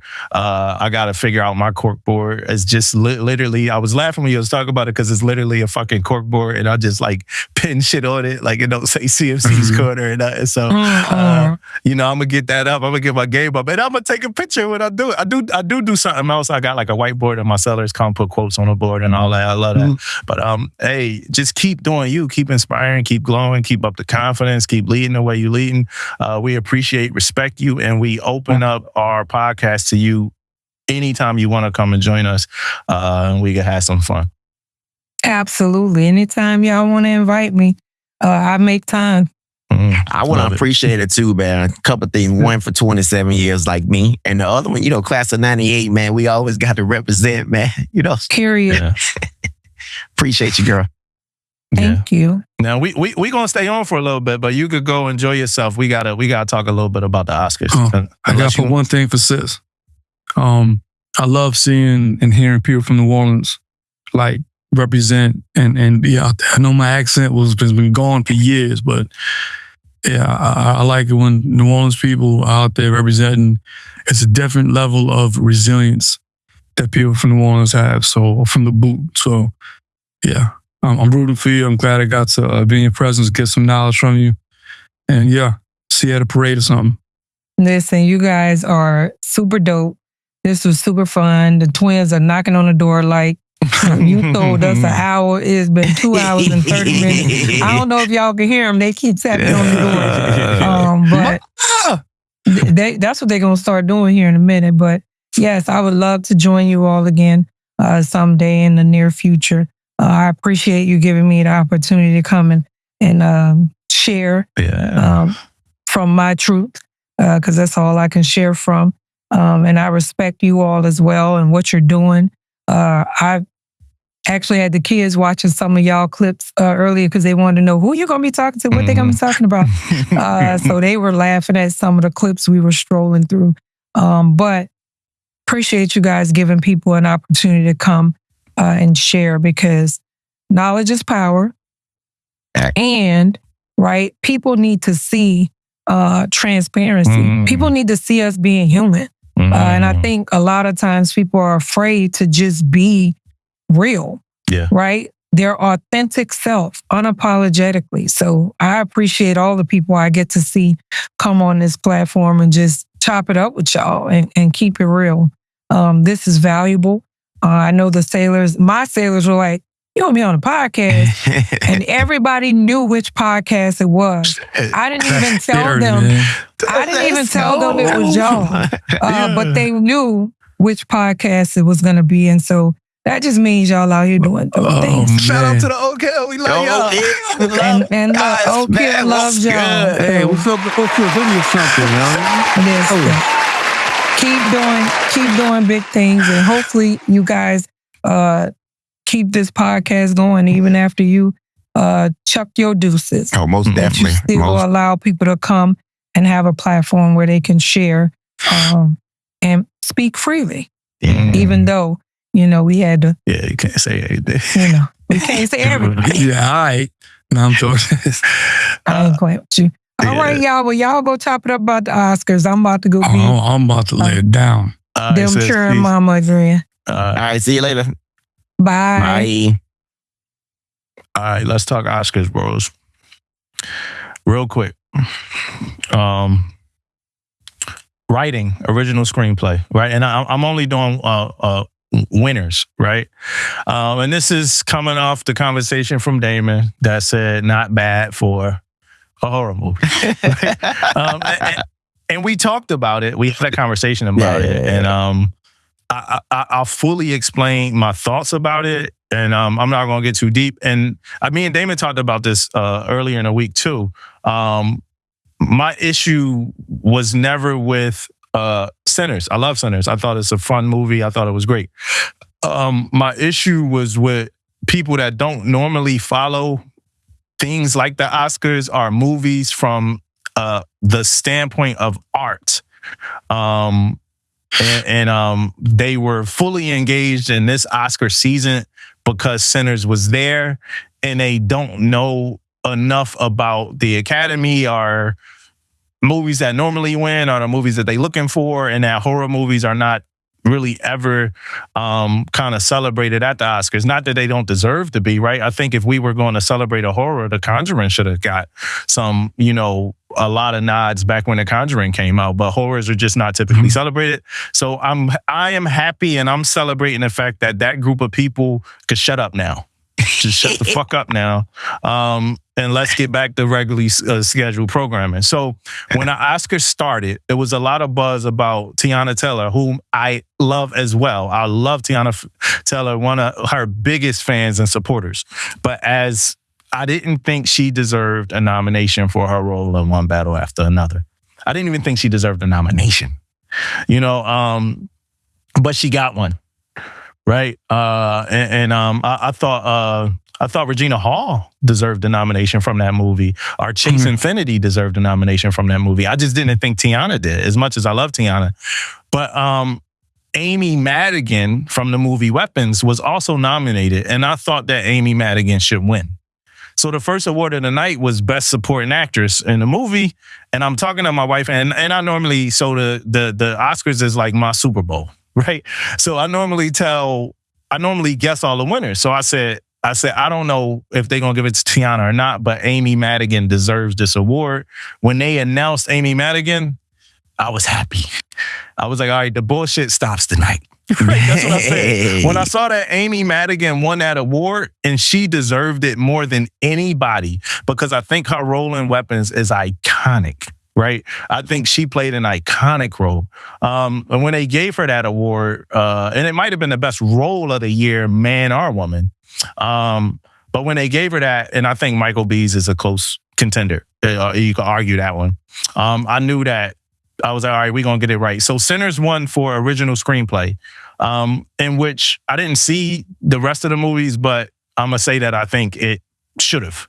It was an original movie. It sprouted a bunch of legs, and I think that it should have got that. Writing adapted screenplay went to Paul Thomas Anderson for One Battle After Another, which certain people you already kind of know, right? You already kind of know if Paul Thomas Anderson, if he's writing something, he's going to be nominated and got a high chance to win. I guess this one as well. I knew he was going to win. And plus the script for One Battle After Another to me was great. It was Tarantino-esque, which is also Paul Thomas Anderson-esque. Thought it was great. So One Battle After Another won. Visual effects. And so I'm going to just say Sinners was up against Avatar for visual. So Avatar won. It was up against Sinners. You're not going to beat Avatar. Right? You're not. Like, the visual effects on Avatar is light years away from every movie any year that it's released. That's just that, full stop. Sound, Sinners was up against F1. You're not going to beat the Formula One racing movie. Like, you're just not. Directed by the same dude that did Top Gun 2. You're not going to beat that movie. Like, you're just not. And it should have won. It should have won for sound. I honestly thought that if F1 didn't win, I thought One Battle After Another would. But F1 won for sound, which is, again, well-deserved. I don't think Sinners would have got that one. Production design. Now, this would fuck me up with production design. I saw Frankenstein. But the way the Academy Awards did it, I don't know if y'all saw them, but before they gave out the awards, they showed little montages of what the award was for. So they showed the production design in Frankenstein. And the moment I saw it, I was like, yeah, Frankenstein, go with it. That's a wrap. Yeah, and I had already saw Frankenstein. And again, Frankenstein is directed by who? Guillermo del Toro. That's a wrap. Legendary filmmaker who's all his films have a very high quality production design.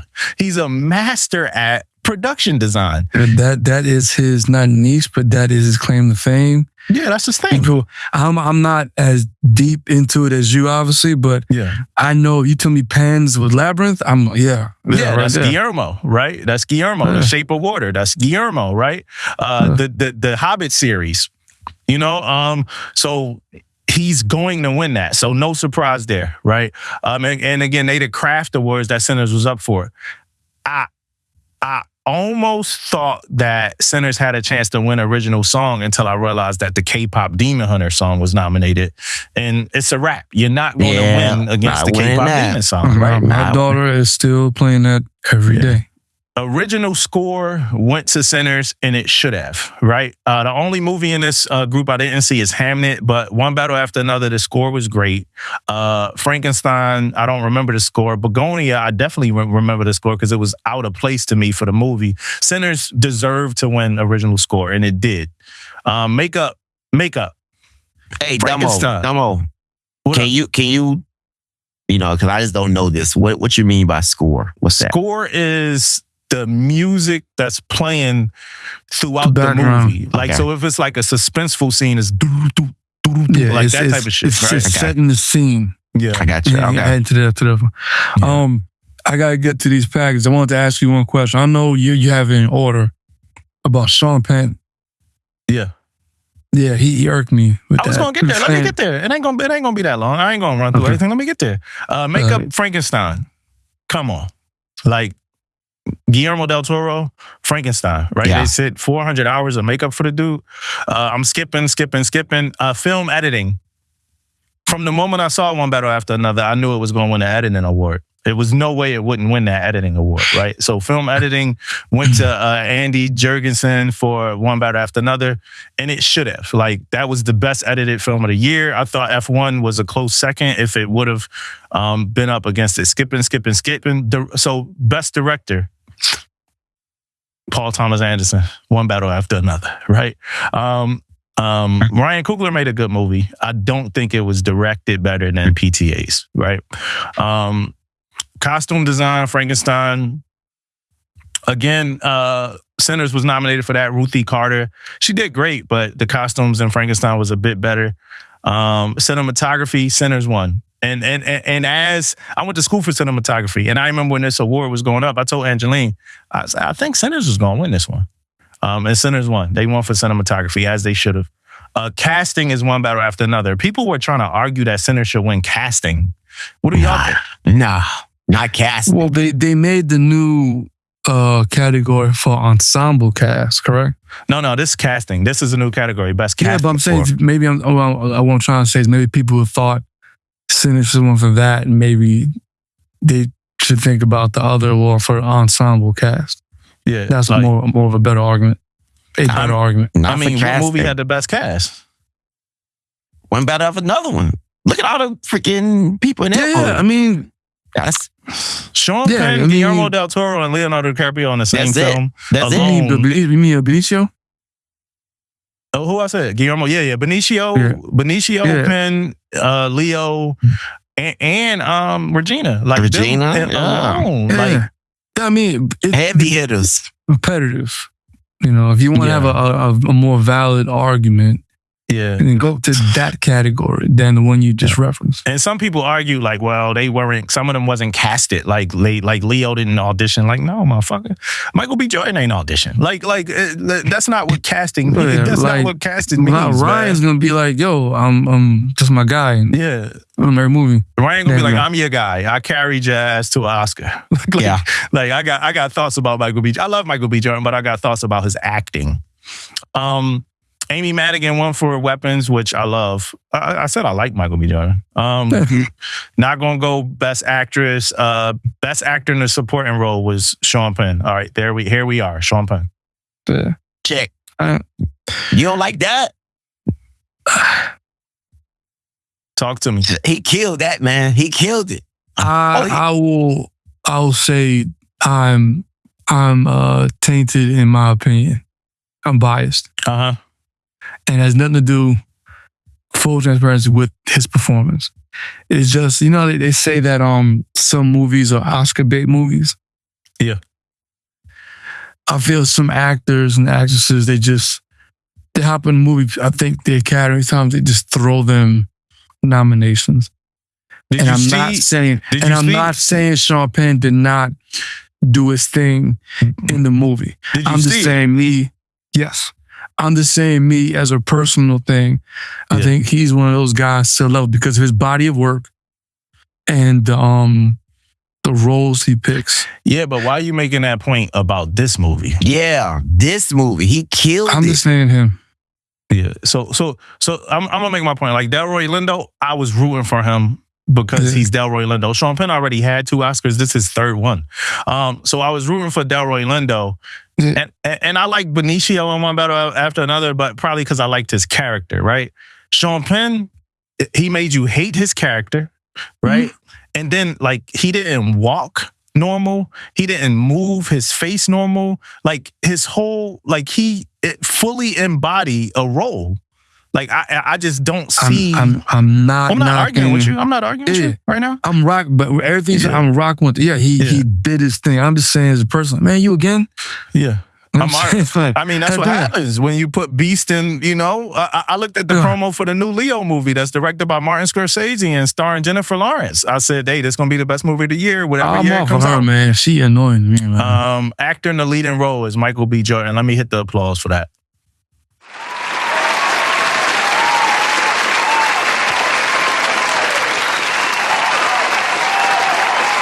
Michael B. got it. I ain't think Leo cared about it this year. I don't think Leo cared about it for that movie. Timothy Chalamet, I think, was Michael's biggest competition. I didn't watch Marty Supreme yet. I should have, but I haven't. Timothy got himself caught up in some BS these last few weeks. However, this is what I thought about it. I thought if Michael B. played 2 roles in that vampire alteration of a role, I felt like he did enough to beat out Timothy Chalamet in the movie that he played in. And I forgot the name of the brothers that kind of split up, but like that directed that movie. Viola Davis made the argument, or was it Oprah? Who was it that made the argument that Michael B. Jordan played 3 characters rather than just 2? Yeah, 3, right? So I said he played the brothers in the vampire alteration. Oh, so, that's right. Yeah, that's right. Yeah. So he did 3. And so I think he deserved it. Do I think it's like the best actor performance? No. Right? But I think I don't think it's comparable to Forrest Gump, for instance, right? I don't think what he did is comparable to that. But do I think he deserved it against the pool of people that he went against this year and the roles they played? Yeah. Yes. And just shout out to Michael B. Shout out to Michael B. And then the last award of the night, of course, was Best Picture. And one battle after another, won that too, as I figured. As I said it would, because I am not a layman of the craft of film. I'm not a layman. So, I am. Check out Frank Rice asking what he thinks about some of these too. Yeah, it is over for the layman in this conversation about movies and Oscars and the movies that should have won. I got Damo's an elitist, bro. What do you say? He's an elitist. And then that's what I'm gonna say. I'm gonna say this. This is what I'm gonna say. Hey, shout out to one of my biggest. I'm gonna be honest now here. Dude, like same age as me, or a little like a year or 2 older. Ryan Coogler. He's an inspiration, man. He ain't made a bad, in my opinion, he ain't made a bad movie yet. And I think he's going to continue to make good movies. He got good relationships with everybody in Hollywood. He's very well respected. He does the work. He does the homework. And he's a really good guy, man. And he ain't going to do nothing but get better. And I think when it's all said and done, he's going to be acknowledged as one of the best directors ever. And also, he's doing it by making movies. Like Sinners was nominated for 16 Oscars. That's not the kind of movie that's normally nominated for Oscars. So he's doing this shit. Black Panther was nominated for Best Picture. So he's doing this shit with genre films. So, I mean, imagine when he does do like a crime movie or the shit that's normally nominated for Oscars and normally win Oscars. Imagine when he started dipping into like the Martin Scorsese like world of that type of shit. Imagine what's coming for him. Like he got a Mansa Musa movie coming out or something soon or something. Him and Michael B. Jordan was in the works for. Or when they start doing more period pieces. I love that. Like he not just doing a slave movie. I want to give an honorable mention to somebody. What up? Christopher Nolan.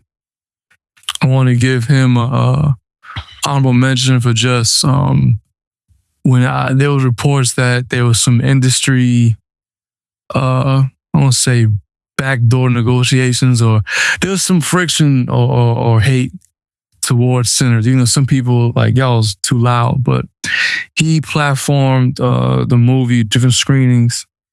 You know, he didn't like foot stomp, but I know he platformed the movie in different spaces that kind of helped some of it with the Academy season. Yeah, So so the dude that did the score, he just won the award for Oppenheimer 2 years ago, right? Same dude who did the score. Ryan Coogler got a relationship with Chris Nolan, and I'm glad you brought that up. He got a relationship with Chris Nolan and his wife, who edits the Nolan movies, and they gave Ryan Coogler cameras, and they have a really good relationship and good working relationship. And for who Coogler is, I think Nolan is the best person to be a mentor for him. If he sees the talent, he wants to fall to admiration, right? Yeah. I know Ethan Hawke? Yeah. That's his name? I'm about to say Hunt, like the damn movie. Ethan Hawke, he spoke, you know, I didn't know that he really had such a concern. He cared. I didn't know he had the relationship with Michael B. Jordan that he did. Yeah. Michael B. Jordan and Ryan Coogler as everything, right? As somebody that's in a film and as a black man and is coming into the early 40s, those brothers make me proud. They make me proud. And I love to see them win. More Ryan than Mike. I love Mike too, but I love to see those dudes win, man. And they won. Ryan Coogler won this year. He didn't win the big Oscars, but he won the year.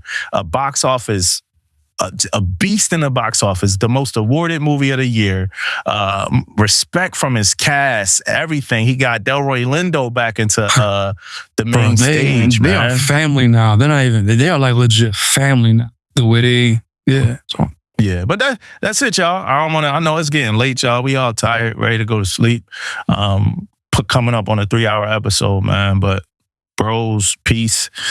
Listeners, love y'all. You know, can't wait to do it again next week. Yay, Mississippi Stand Up. Shout out to Kedia.